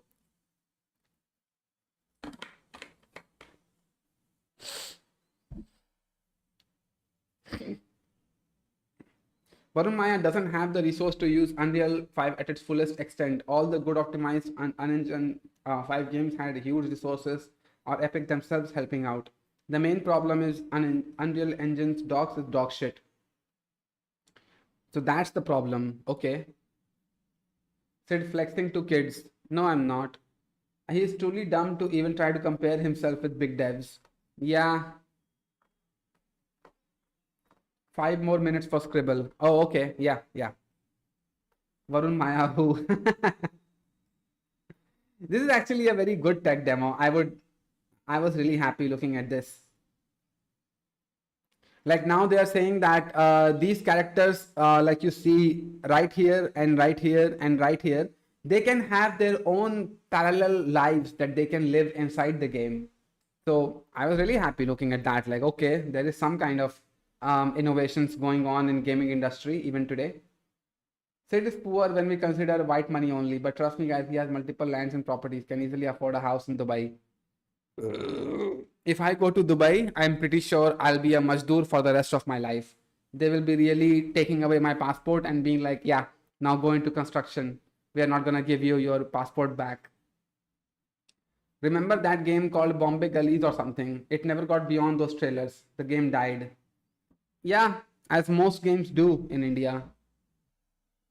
I find it very suspicious that Varun Maya released that game trailer. When did he do it, actually? So how long ago has it been?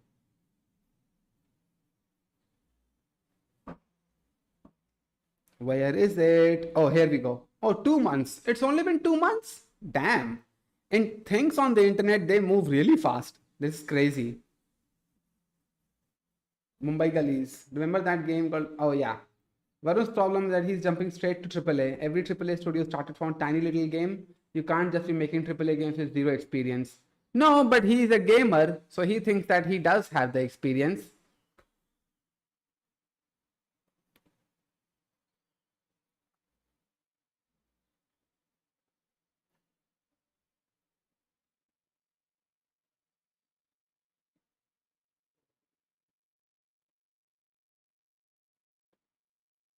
This looks nice.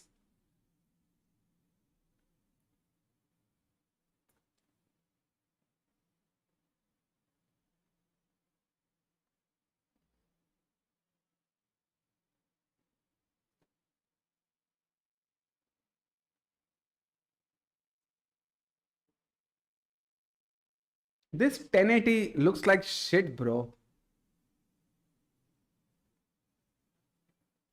What has happened to 1080p videos now? They also look they also have started to look pixelated for me. He has a channel where he promotes stuff too, lol. That CEO is doing everything but completing the game. He recently started supporting AI game dev hackathons. Really? By the way, Mint when? Yeah, yeah.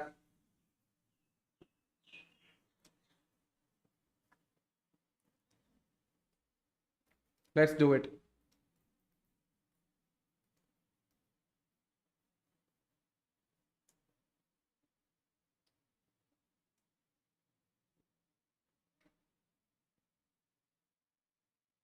An opportunity to show you how virtual machines can make testing unknown software safer, trying out new operating systems much easier, and running old software possible at all. Let's look at different ways to run virtual machines and where to get installation files for virtual operating systems. If you don't know, a virtual machine is an emulation of a computer system. Okay, what should I download? VMware, is it? This is what I should download, right?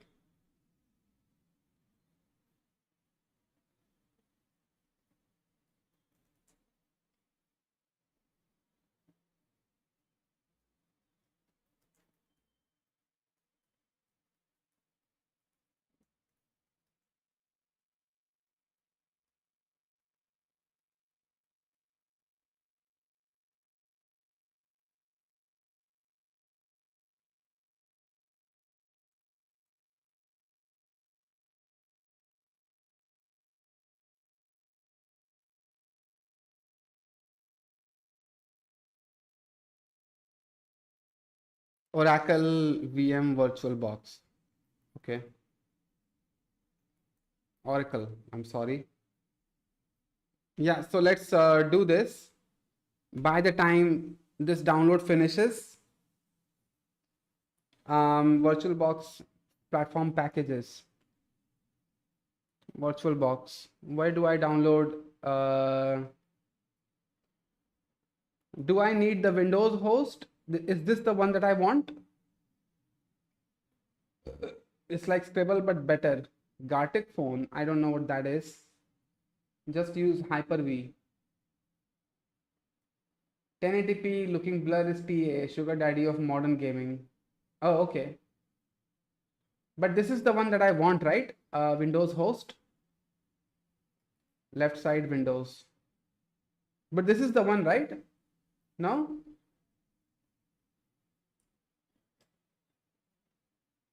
Yeah, okay.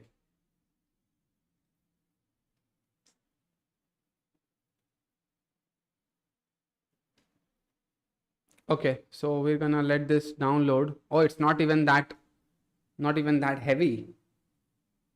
Okay, so let's play Scribble for now.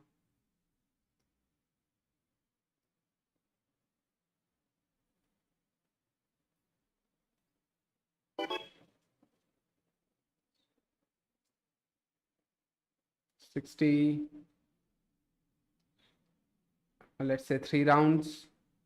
Hints would be 1 and invite. You need to have ISO file for MintOS. I do have it. Ishan, right here. So in my D drive, right here, Linux Mint Cinnamon, I have it.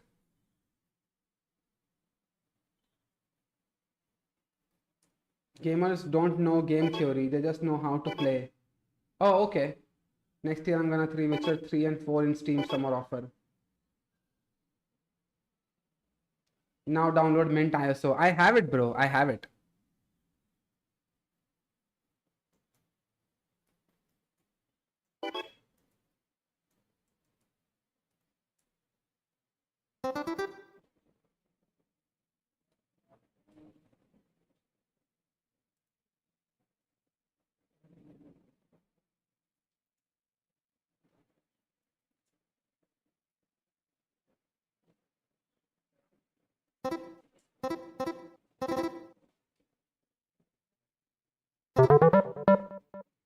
Good drawing, good drawing.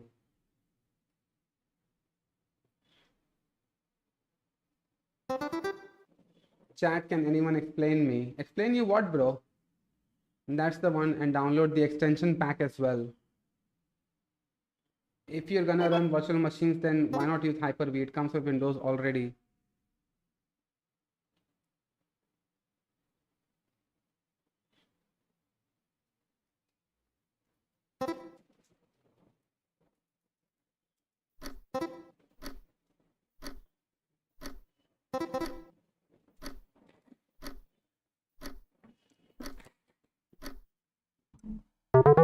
Do you know what though?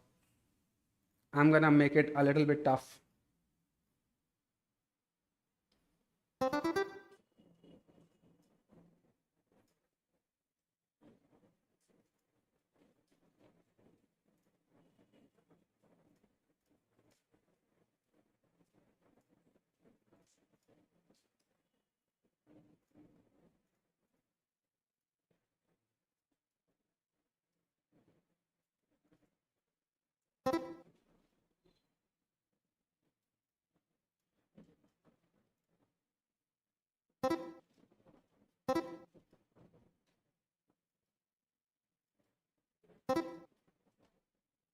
Now let's really play Scribble. When my entire screen is blurred out.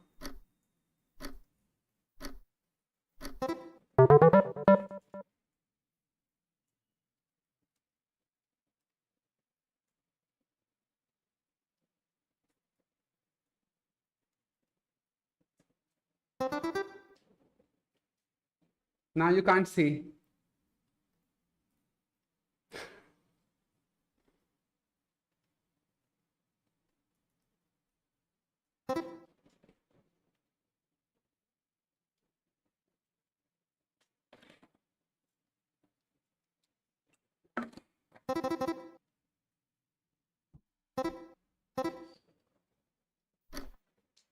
Finally, Sid's learning how to stream and play Scribble.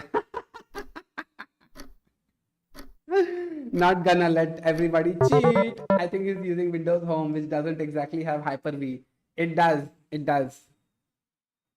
Vote kick Sid. This is the way. No, this is not the way.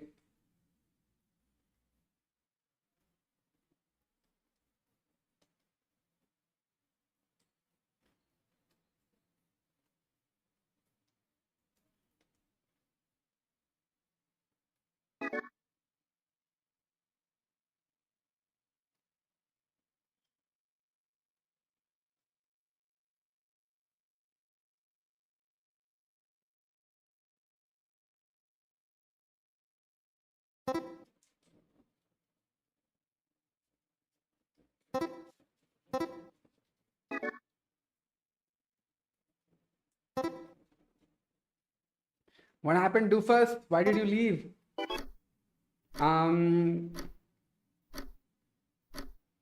You can enable Hyper-V with a regedit, I think, if you don't have it.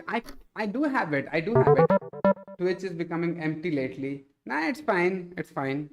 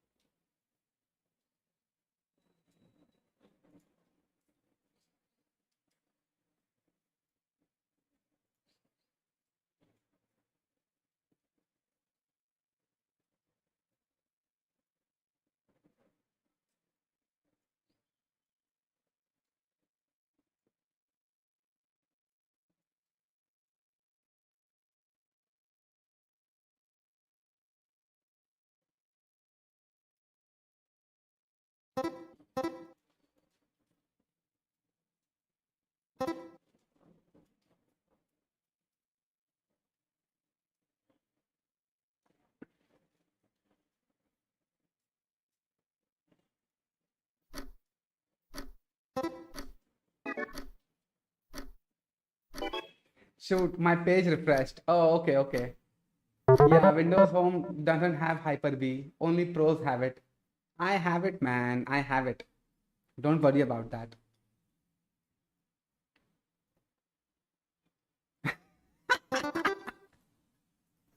This is seriously a really good thing.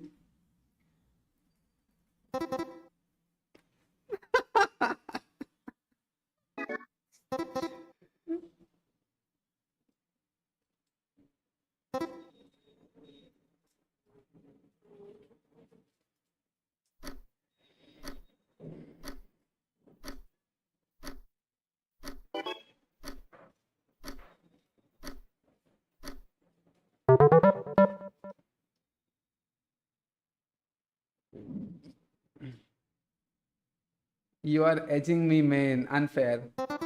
Edging me, man. Unfair. Yeah, this is how it should be.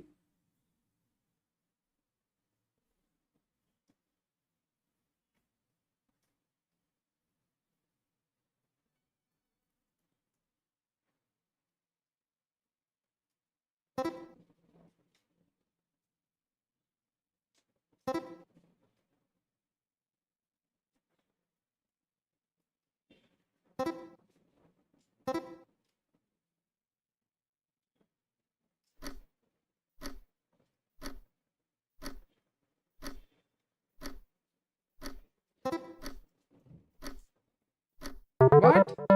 Group? How?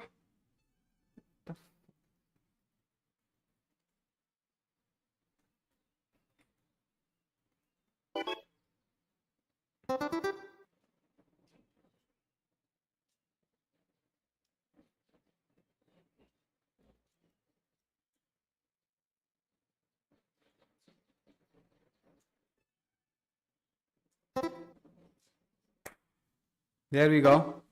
Here we go.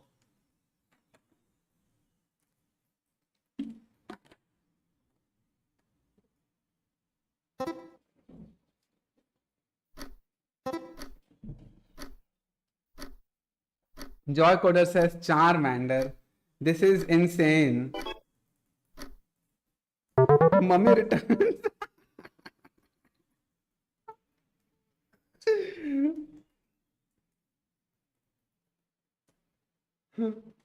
Ranjit.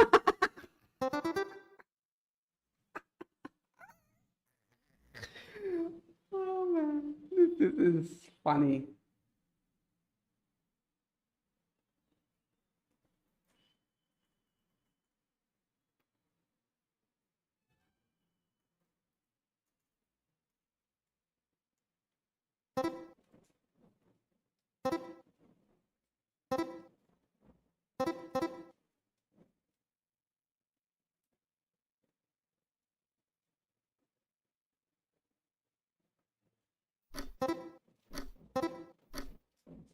What the fuck?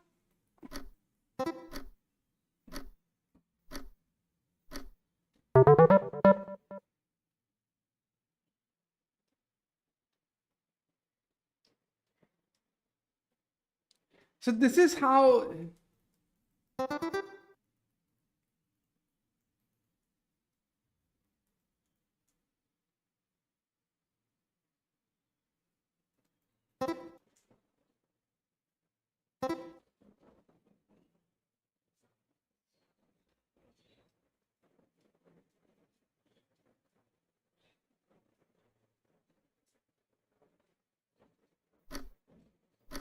What the hell?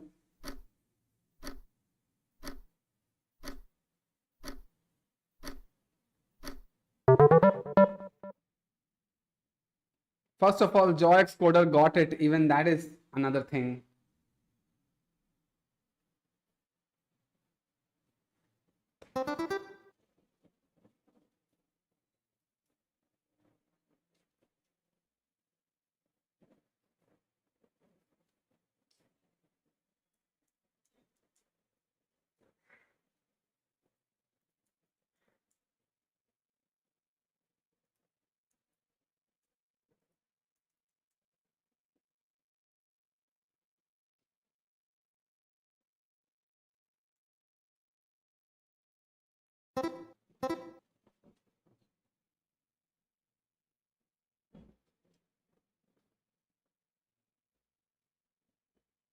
Mohenjo-daro civilization, Egyptian, what is it? Sphinx, Pharaoh. What the fuck?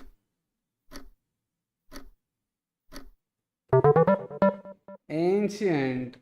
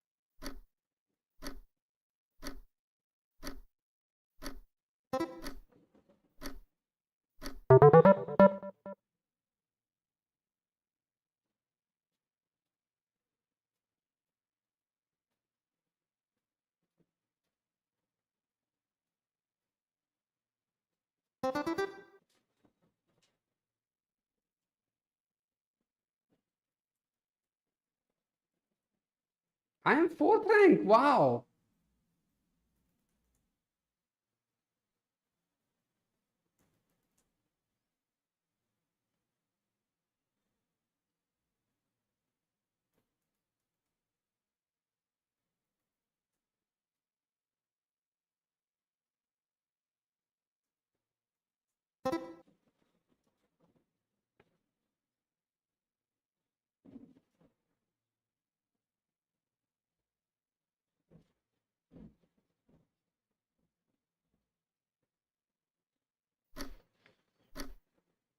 What else would it be other than liquid?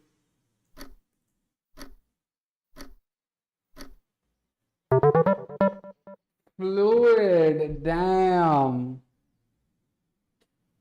This is insane.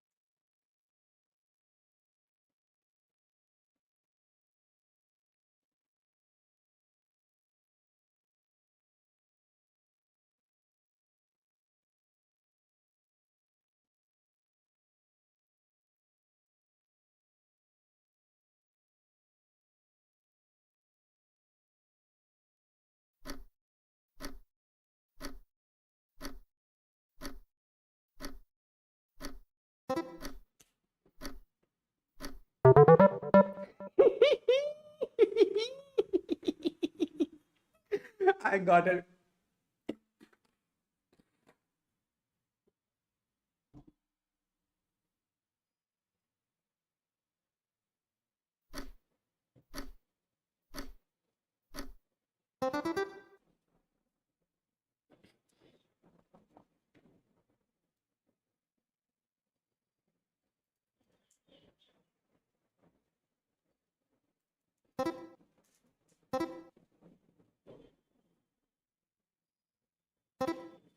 He says Reddit. How the fuck is it Reddit?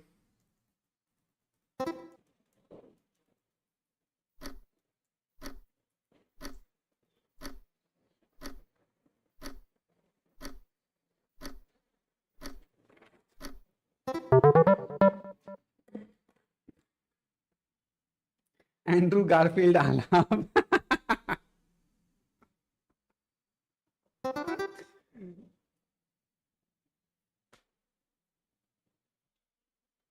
No stream sniping.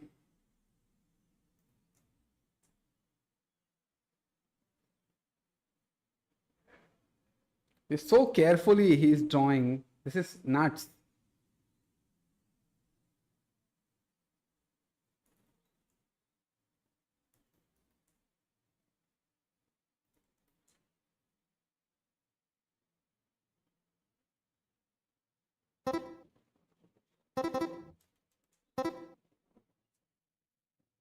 Shit.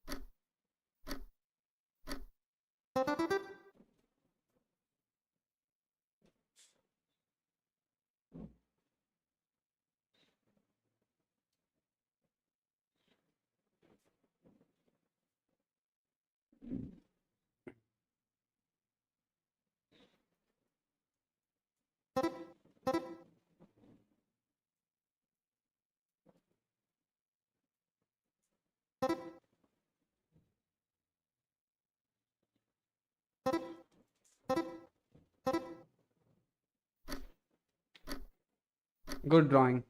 I would say this is a good drawing.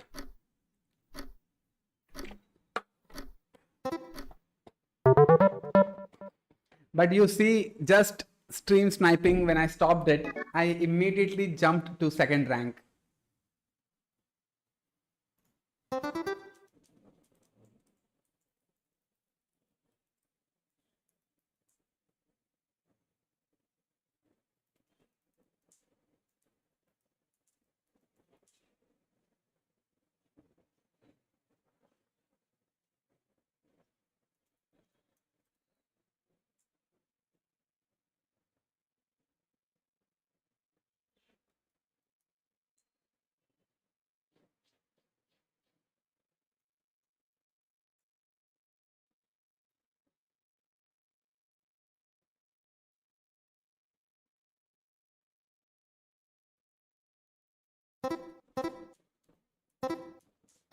Shit.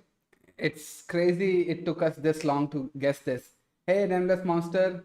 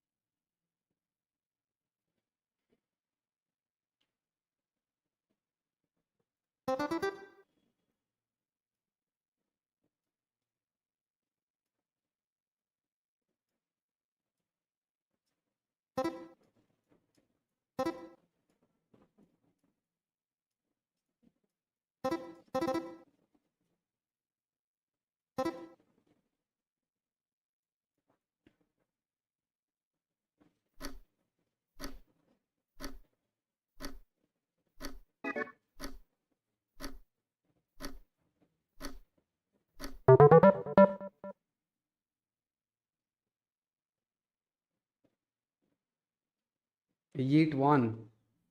Wow. Immediately, the very second that I stopped stream sniping, that's when my rank jumped one position. That's crazy.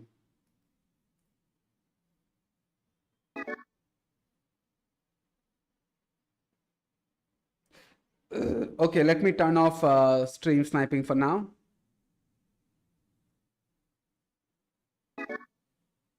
Yeah. Now we are back. Yeah.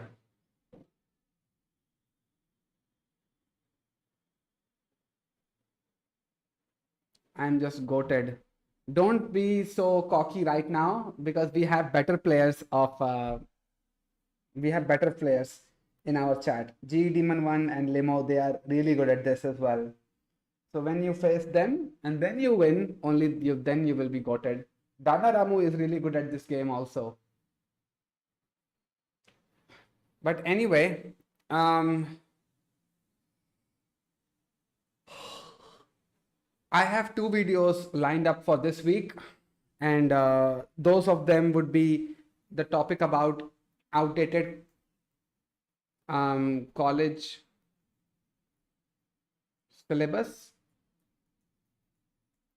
and the next one is the RI2 findings about research. These 2 videos will be released this week. Next week, I'll try for talking about everything is a wrapper topic. And next week, what else can I make a video on? Let's say something new that is happening in the tech sector, something new in the IT industry. These 2 things I'll cover for the next 2 weeks. Yeah. I am so bad at this game, lol. The gap was massive, lol. A quick question. Yeah, go ahead, your mom, ask it. React to the Demon Slayer trailer. Okay, you can enable Hyper-V. Oh, I downloaded this thing, right? So let's install this.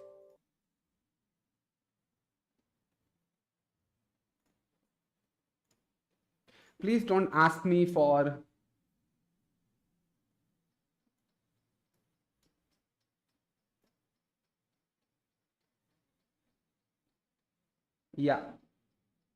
next. Temporarily disconnect you from the network. Oh, no. Can't do that.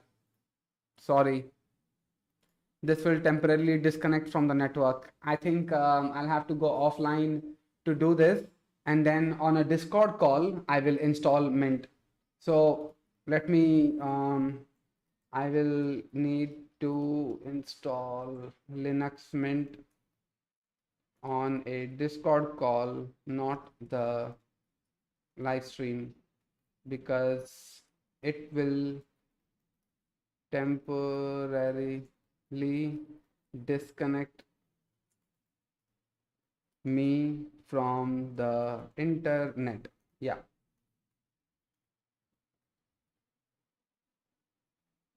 What is this link? That a few people Palantir plus Nvidia CEO make huge predictions. Can somebody give me a TLDR? If your argument is so wrong, you would let me talk.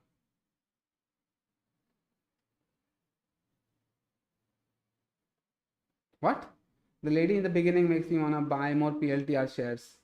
No brainer. Semiconductor and AI stocks will dominate 2025. Why I prefer Nvidia is that they're better placed to maintain long-term growth potential and provide a platform for other AI companies. I have made more than 200% ROI from Nvidia with the assistance of my FA. I won't fail to mention in the next couple of days. That lady is hysterically possessed, but it took security way too long to contain her. Go Carp. What happened? You have to produce something where the inputs are less than the outputs. And we have to get, and the way you convince people of this is you do something that's successful and you challenge them to have their worldview produce something that is better. And usually what you'll find is half the people will say, yeah, well, you're kind of some form of bigot or you're evil. And the other half will be like, yeah, okay. And then that's how you organize things, and that's how you actually make a lot of change. Jensen, welcome to the Hill and Valley Forum. It's great to have you. You've positioned AI as a new industrial revolution with AI factories at the center of it. Can you explain to us what is an AI factory and why is it important to understand in the 21st century economy? AI. Oh, we've been talking a lot about AI over the last several years. It's multifaceted, and I think it's helpful to look at it in this lens. First, of course, AI is a new technology. It's a new technology in the sense that it's built differently than software of the past. And this new software can... I'm not finding what lady they are talking about.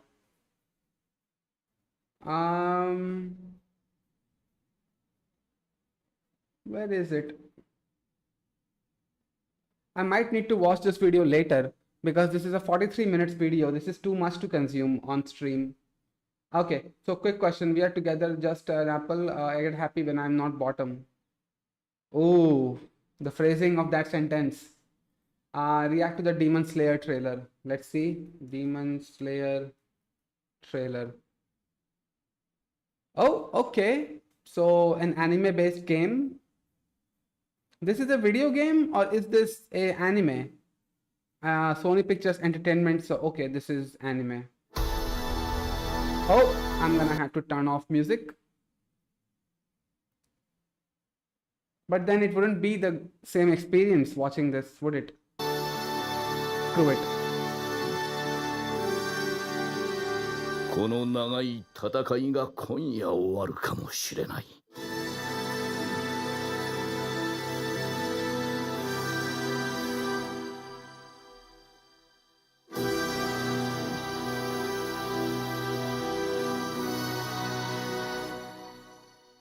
いい夜だね。Okay. Do you see the drawing here?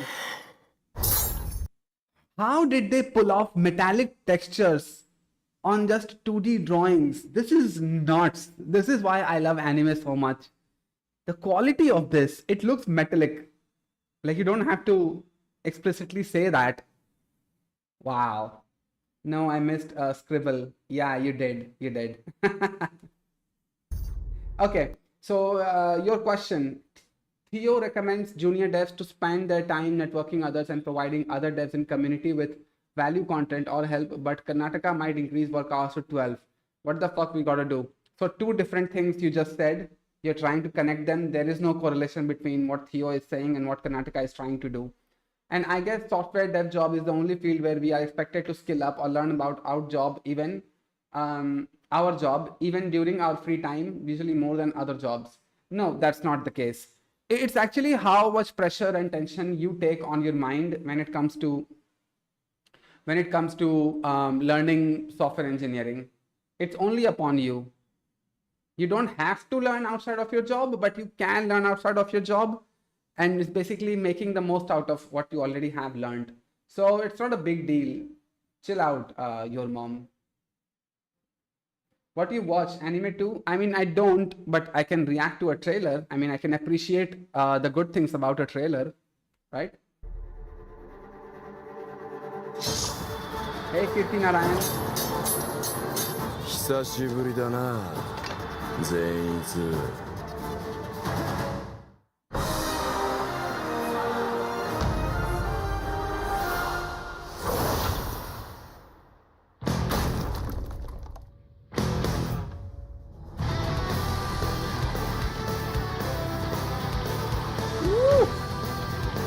さあ始めようか。宴の時間だ。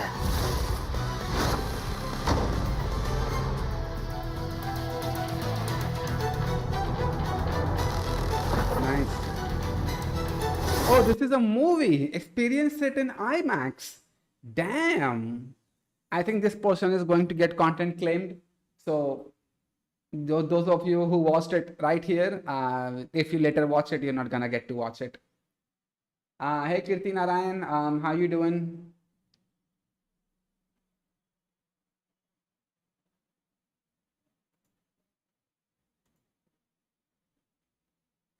Alright. What video games are about to come up in the recent times? Call of Duty Modern Warfare. Can you show me gameplay?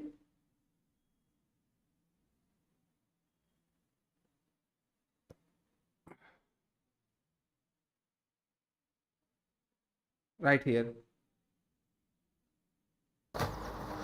Todos los Víctors estén listos. 3, 2, 1. ¡Entra, entra! Despegado, avanza. Civilians, gone. Cartel took over. It's a... We just don't get these kind of games anymore. It's really sad. It's just all asset flips from Unreal Engine and everything. Hey Nishu, did you try out the NeoVim plugin I mentioned? Oh, I didn't. It's just a disappointment that I wanted to install VirtualBox on stream, but it told me that I'm gonna get disconnected from the internet for a little while, and I can't have that. So, I guess, no, I can't do it today.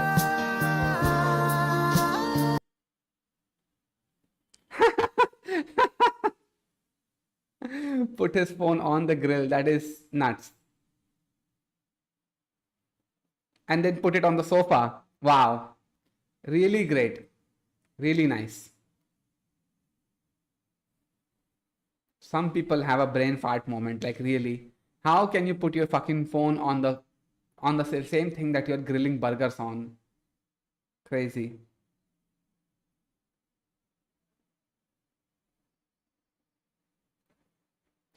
These 10 outdated games just humiliated You ever play modern a game gaming. so good it still blows your mind years later? Roaming through dark alleys feel like pure art.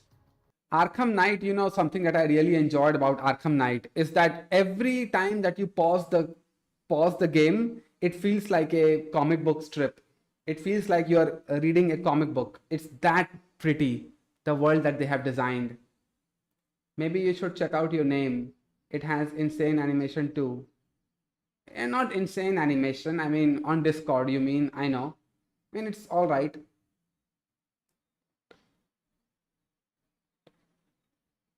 So first is Arkham Knight.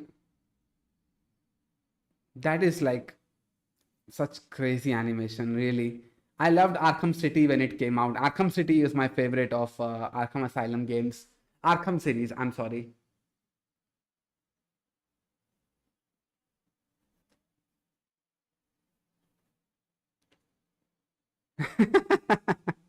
George Clooney Batman.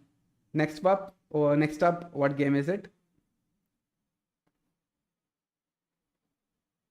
Feel like you're living in it. The atmosphere is thick. Oh, Metro the tension Exodus. is real, and the Metro Exodus. Yeah, this game is also very depressing. Yeah, I've finished it. attention to detail is wild. You're not just running through tunnels or ruined cities.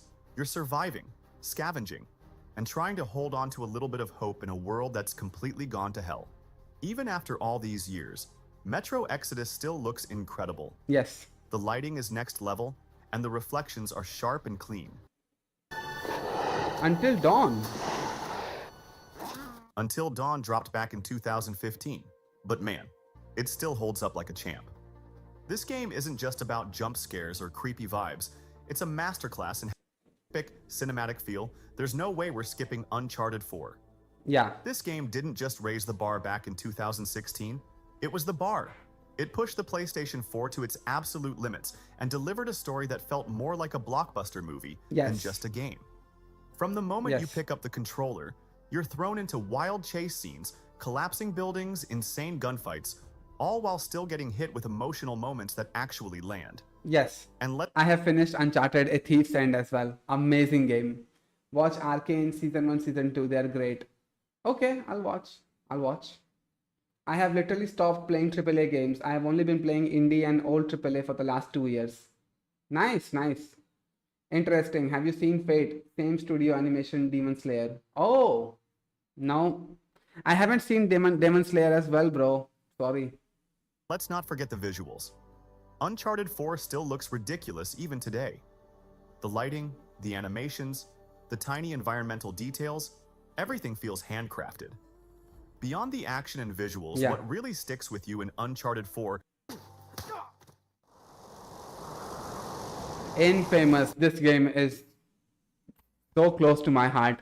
It's just a shame that this game cannot be emulated on a PC. I tried emulating Infamous first and second on a PS3 emulator called PCSX2. Sorry. PSX3. I think that is the PlayStation 3 emulator. PlayStation 3 emulator. PC. RPCS3. I downloaded this and I actually played Infamous first and second. Totally, completely finished it. The evil path and the good path. Completed both of them. Really enjoyed it. Indie games are awesome. Yeah, they are. So Infamous Second Son also holds up. back in Okay. 2014,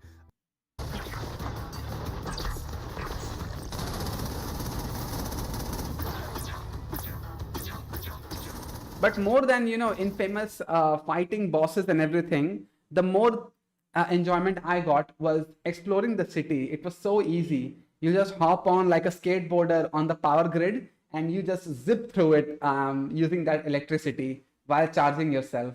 Hollow Knight for the win. Okay. I'm not much of a PC gamer, but I've played some of indie mobile games. Yeah, good for you, man. Good for you. This is not a PC game, by the way. This is a PlayStation exclusive, Infamous.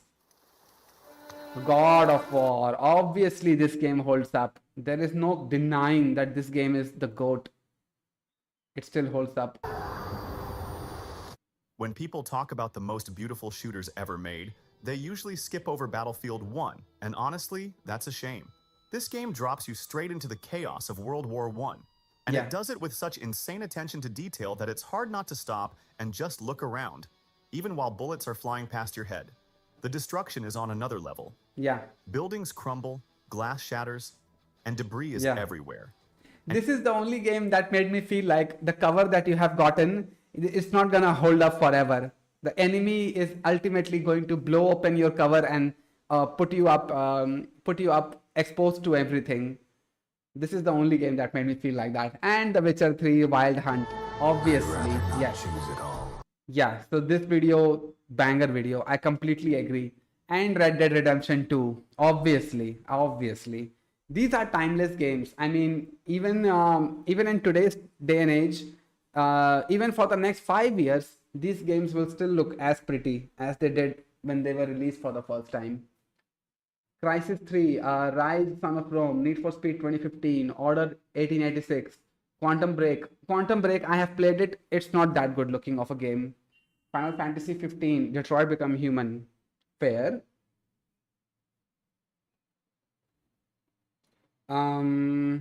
If these games were out today, you would need a 4080 to run it. True. To be honest, I like old God of War more than the new ones. Yes. Old God of War, you mean the PlayStation exclusive God of War when it used to be that way. Yeah, I also loved it better than God of War Ragnarok. God of War Ragnarok was such a difficult game to review because some parts of the game I really enjoyed it, the story, the characters and everything, but the gameplay is where it sucked. It just sucked. God of War 2018, you remember that dragon level where that dragon Kratos kills and then it falls with its mouth open, and Kratos is standing right in the between. We did not get a moment that is that cool in God of War Ragnarok. I just kept waiting for a cool moment to happen, and it just didn't. The only cool moment that happened was at the end when they finally kill Odin. Sorry for the spoilers. So yeah, your average time for playing games. My average time for playing games is like an hour a day. That's all I get. Not more than an hour. So the game boot up times is also very important for me, because it's like, how quickly can I get the game running on my system? Because I just want to jump in, have some fun, and just get out. I don't have that much time to play games. Just how many games did play, bro? I have played many games over the years, bro. Like initially when my video went viral, that's when you have been noticing me. But I've been playing video games almost all of my school life. Like that's how much video games I have played. So I don't talk about all the games that I have played, but still, I mean, it's easily in the hundreds. Easily more than 500 games I have played. Have you played Plague Tale and Tomb Raider? Tomb Raider I have played the original ones, and Tomb Raider Underworld. Then I played Tomb Raider 2018, but I did not play the Rise of the Tomb Raider and anything that came after that. After 2018 version, I did not play any Tomb Raider games. Sorry about that. Splinter Cell Chaos Theory, I have played it. I have also played Splinter Cell Blacklist. Finished it. Splinter Cell, what are the other games in the Splinter Cell series? Splinter Cell series. So,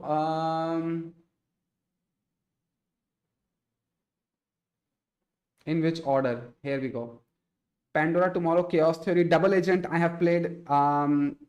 Conviction, I have played. Blacklist, I have played. So 3 of the Splinter Cell I have played. Double Agent, Conviction, and Blacklist.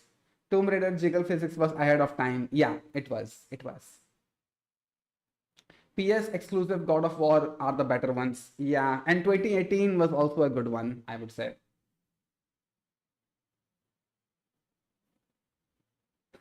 Nah, I played more games than you, bro. It's fine. My bad. This is why I like Epic Games. They give good games for free. Yeah, they do. Fuck Ubisoft for discontinuing Splinter Cell. Yeah, they destroyed the franchise. Yeah, Sam Fisher. They destroyed him. I mean, this is what game companies do, man. They take very good franchises, they create so much hype, and then they kill it. They no longer need it. Okay, guys, I think this is it for today. I mean, I don't have anything to talk about unless you can tell me something to talk about. Otherwise, not really. I have nothing.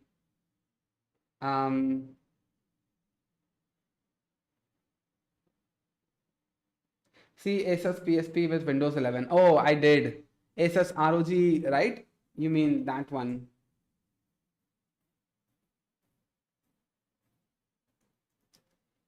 Asus handheld console. Xbox handheld. Oh, this is the one. ROG Li. No, Xbox controller. Sorry. I want 2 Scribble games next week. Why 2, bro?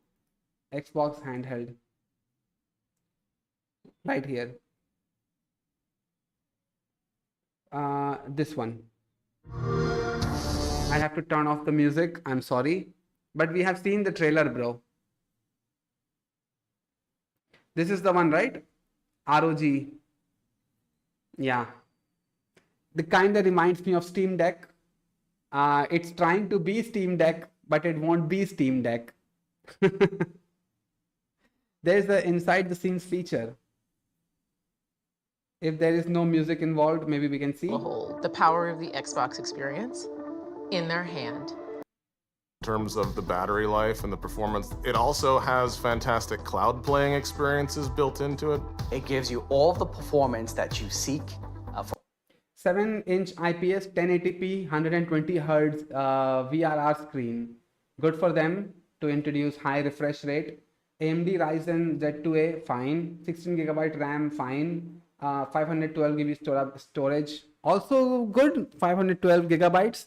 You can install probably 4 100 gigabyte games, so good for them. 60 watt hour battery. Okay, I don't know what that means.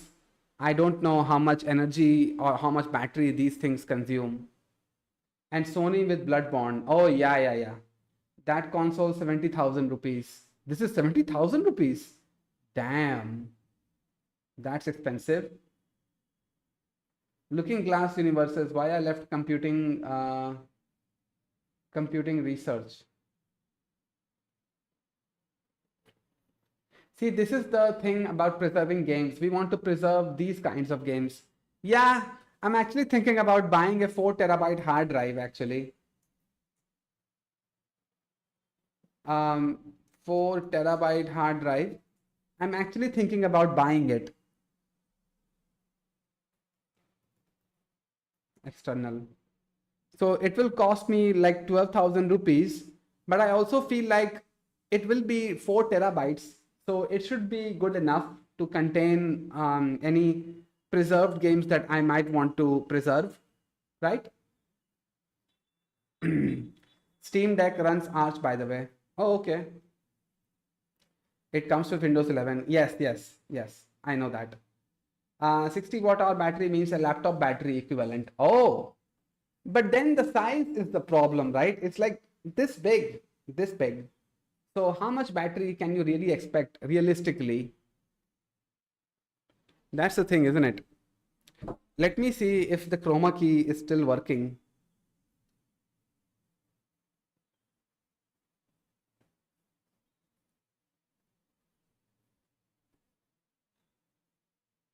One second. Go to my channel.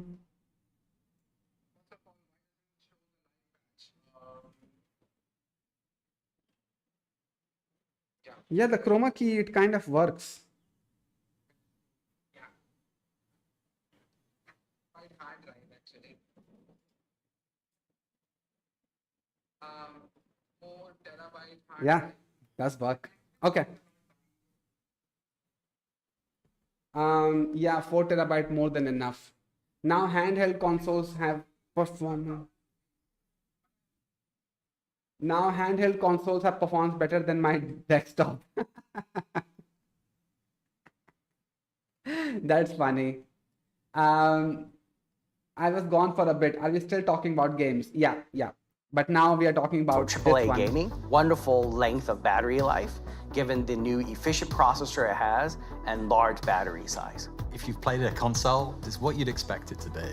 Use your Game Pass to get games, remote play to your console. It's a very familiar experience. The Xbox Ally is great. The Xbox Ally X is the best handheld I've ever tried. Xbox Ally X is really designed for the most demanding players who want a premium experience, including the highest resolutions, the highest fidelity, and the highest frame rates. If they require the highest fidelity, the highest frame rates and everything, they would put money into an Xbox console for their home setup. Why would they want the Xbox handheld if they are looking for the best frame rate features? Like, that is misleading marketing. This will actually hurt your brand. What are you doing right now? 4 terabyte is like 40, 100 gigabyte games. Definitely more than enough. Yeah, I mean, if you really think about it, games are like 150 gigabytes they are touching these days. So you can never really be sure, can you?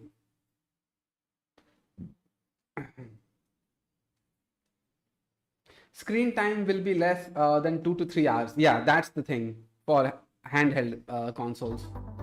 The Xbox Ally X is really for someone that is seeking that next level of gaming. This is your absolute behemoth. All the bells and whistles. You've maxed out your storage. Oh, 1 second. Absolute. Asus ROG Ally X. Same thing. Extreme APU. Okay, 24 gigabytes memory, 1 terabyte storage, 80 watt hour battery, impulse triggers with haptics. Okay. So they have created some sort of hierarchy. Why even buy Xbox handheld when we have Steam Deck? I mean, that's another argument. But if as a gamer you are requiring the best of the best, you would rather buy a home console that will give you even more performance for the same amount of money, isn't it? Behemoth, all the bells and whistles. You've maxed out your storage, the performance of the product and the chip. The Ryzen AI Z2 Extreme is the absolute best in terms of gaming experience. We've made it really fast, controller friendly. It's all there and meeting the players' needs rather than having the players find it. But what's so special? The Xbox handheld might give you access to Game Pass. Maybe Steam Deck does too. I don't know. You know what though? This laptop, when I purchased it, it actually came with 2 months of free Game Pass. But I never really used it because in order to use that free Xbox Game Pass or free whatever Windows gaming, Microsoft Game Pass, you actually need to put in your card details and only then you can do that. And I was like, nah, I'm not giving them my bank account details. Sorry, just not happening. Isn't there already Nintendo Switch for handhelds? There is, but it is low powered consumption. And they are not cheap either. Let me see. Nintendo Switch 2 price. Nah, just get out of here. Just piss off. For 50,000 rupees for a Nintendo Switch 2. Are you bullshitting me right now? Let me open up in Amazon. Nintendo Switch 2 bundled with rugs free. 56,990 rupees. Nope, nope, not happening. Nope. Fuck off. So for people who want Game Pass, this might be a better idea. I mean, yeah. It's almost 2:30 p.m. Yeah, bye to you as well, Vaikunt. Have you seen the price of Nintendo game? No, I haven't. Let me see. Nintendo Switch 2 games. Hogwarts Legacy is 4,000 rupees. Piss off, man. Just piss off. It's just not gonna happen. Yakuza 0 for Nintendo Switch 2 is 4,500 rupees. Cyberpunk 2077 for Nintendo Switch 2 is 6,480 rupees. This is bullshit.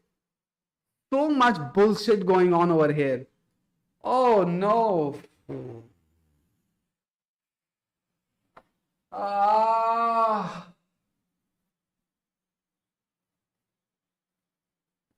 6,500 rupees for a game. Crazy. This is like, wow.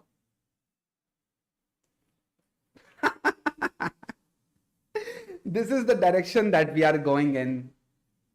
Insane. Nintendo brand value adding. Piss off with your brand value adding, man. With Nintendo, Sony, Xbox, whoever. Just fuck off.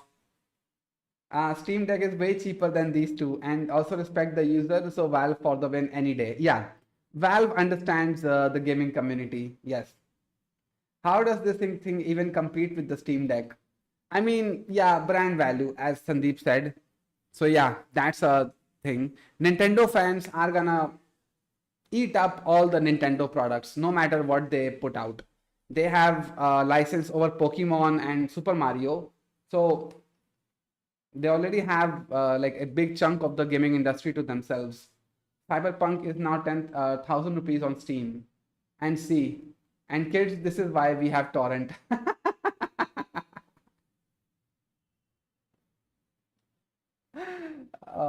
This is insane.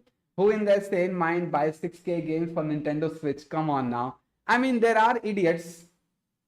Rich kids, they are idiots. So they will do it. Really? On Steam, it is 1,000 rupees? Do I have Steam anymore? I have. About the Xbox Ally is that you can play all of the games that are available on Windows from whatever storefront or launcher that be. All of them are available for you on the go. You don't have to kick out to a bunch of different launchers. You go to one shared library and they're all there for you. The real magic of Xbox Play Anywhere is the fact that I'm taking my progression, my achievements with me anywhere that I go. That's your identity, it's your library, it's the community that you have, anywhere you are, not where the device is. Xbox is about you. Not. Xbox is about you. Oh, piss off.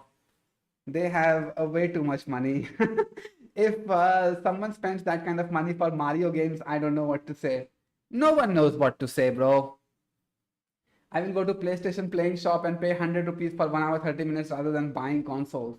Yeah, that's actually how I played so many PlayStation 2 games back in the day, or PlayStation 3 games for that matter. Yeah, when I think of Nintendo, Pokemon always comes to mind first, but who cares? I just emulate. I mean, you can do that. Yeah, those are not called fans. Those are called Nintendo cucks. Yeah, yeah. Okay, let's search Cyberpunk right here. Let's see. Library store. So in search, Cyberpunk 2077. Oh, 1050 rupees. Look at that. Ultimate edition is close to 2000 rupees.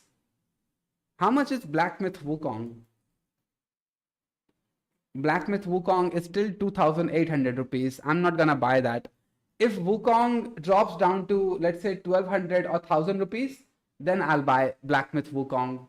And I will stream the shit out of that game when I do that. Hey, Siddharth Singh, how's it going? Yeah, going good, bro. How about you? How you doing? Summer sale now through July 10th at 10 a.m. PT, Pacific time. Okay. Helldivers, Baldur's Gate, Oblivion. Okay, these games are for sale. What else do they have? Drive Beyond Horizon, Sid Meier's Civilization, Blueprints, Ready or Not. Okay, that's a good game. Elden Ring, it's still very expensive, 2,150. Pal World is cheap, 975. Then what else do we have on Steam sale? Come on, load up. Metaphor Refantasio. Schedule 1 is 600 rupees. Okay. Sons of the Forest. Doesn't seem like a good game. Repo, Call of Duty Black Ops 6, Monster Hunter Wilds. Okay. Okay. Kingdom Come Deliverance, Cyberpunk, and Grand Theft Auto 5. Obviously, Grand Theft Auto 5. Ragnarok. Ragnarok is only 20%. It's been good. If you remember, we connected sometime earlier this year and chatted about your gym goals. How's that coming up? I can see some pump on that bicep already. Haha. I mean, yeah. I mean, I do have a little bit bicep. I do have it. So yeah, I'm not trying to get shredded or anything like that. I don't want to get shredded. Just be how I am. It's fine. Try No Man's Sky. Okay. Pirate Wukong. It comes with de novo on Steam. But I can't find the link, Shashwat. It's just that I cannot find where I can pirate Black Myth Wukong. If I just search Black Myth Wukong torrent, then it shows me Steam, Extra Games, whatever this is, download crack, digital deluxe edition, Dodi repacks. And I don't think this will work. This is a pre-pack. You can't play. So let me do this. My gym is going fine, Siddharth. I mean, I go to the gym, I work out however much I want to. So I would say, yeah. How's your gym goals going? This is a pre-pack. You can't download and play right here. You must first get offline activation or family sharing or buy the game. So what's the point of doing this? You got it, brother. It's always a pleasure watching your stream. Thank you, man. Thank you. Last I saw it, it was on Dodi. It is on Dodi, but it's not cracked.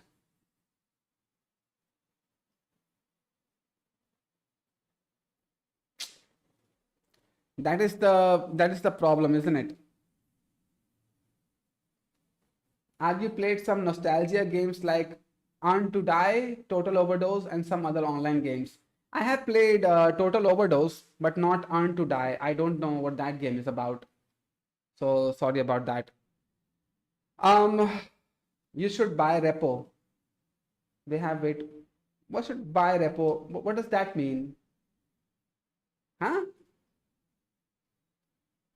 What is that game about, repo? Coders who are learning how to code right now.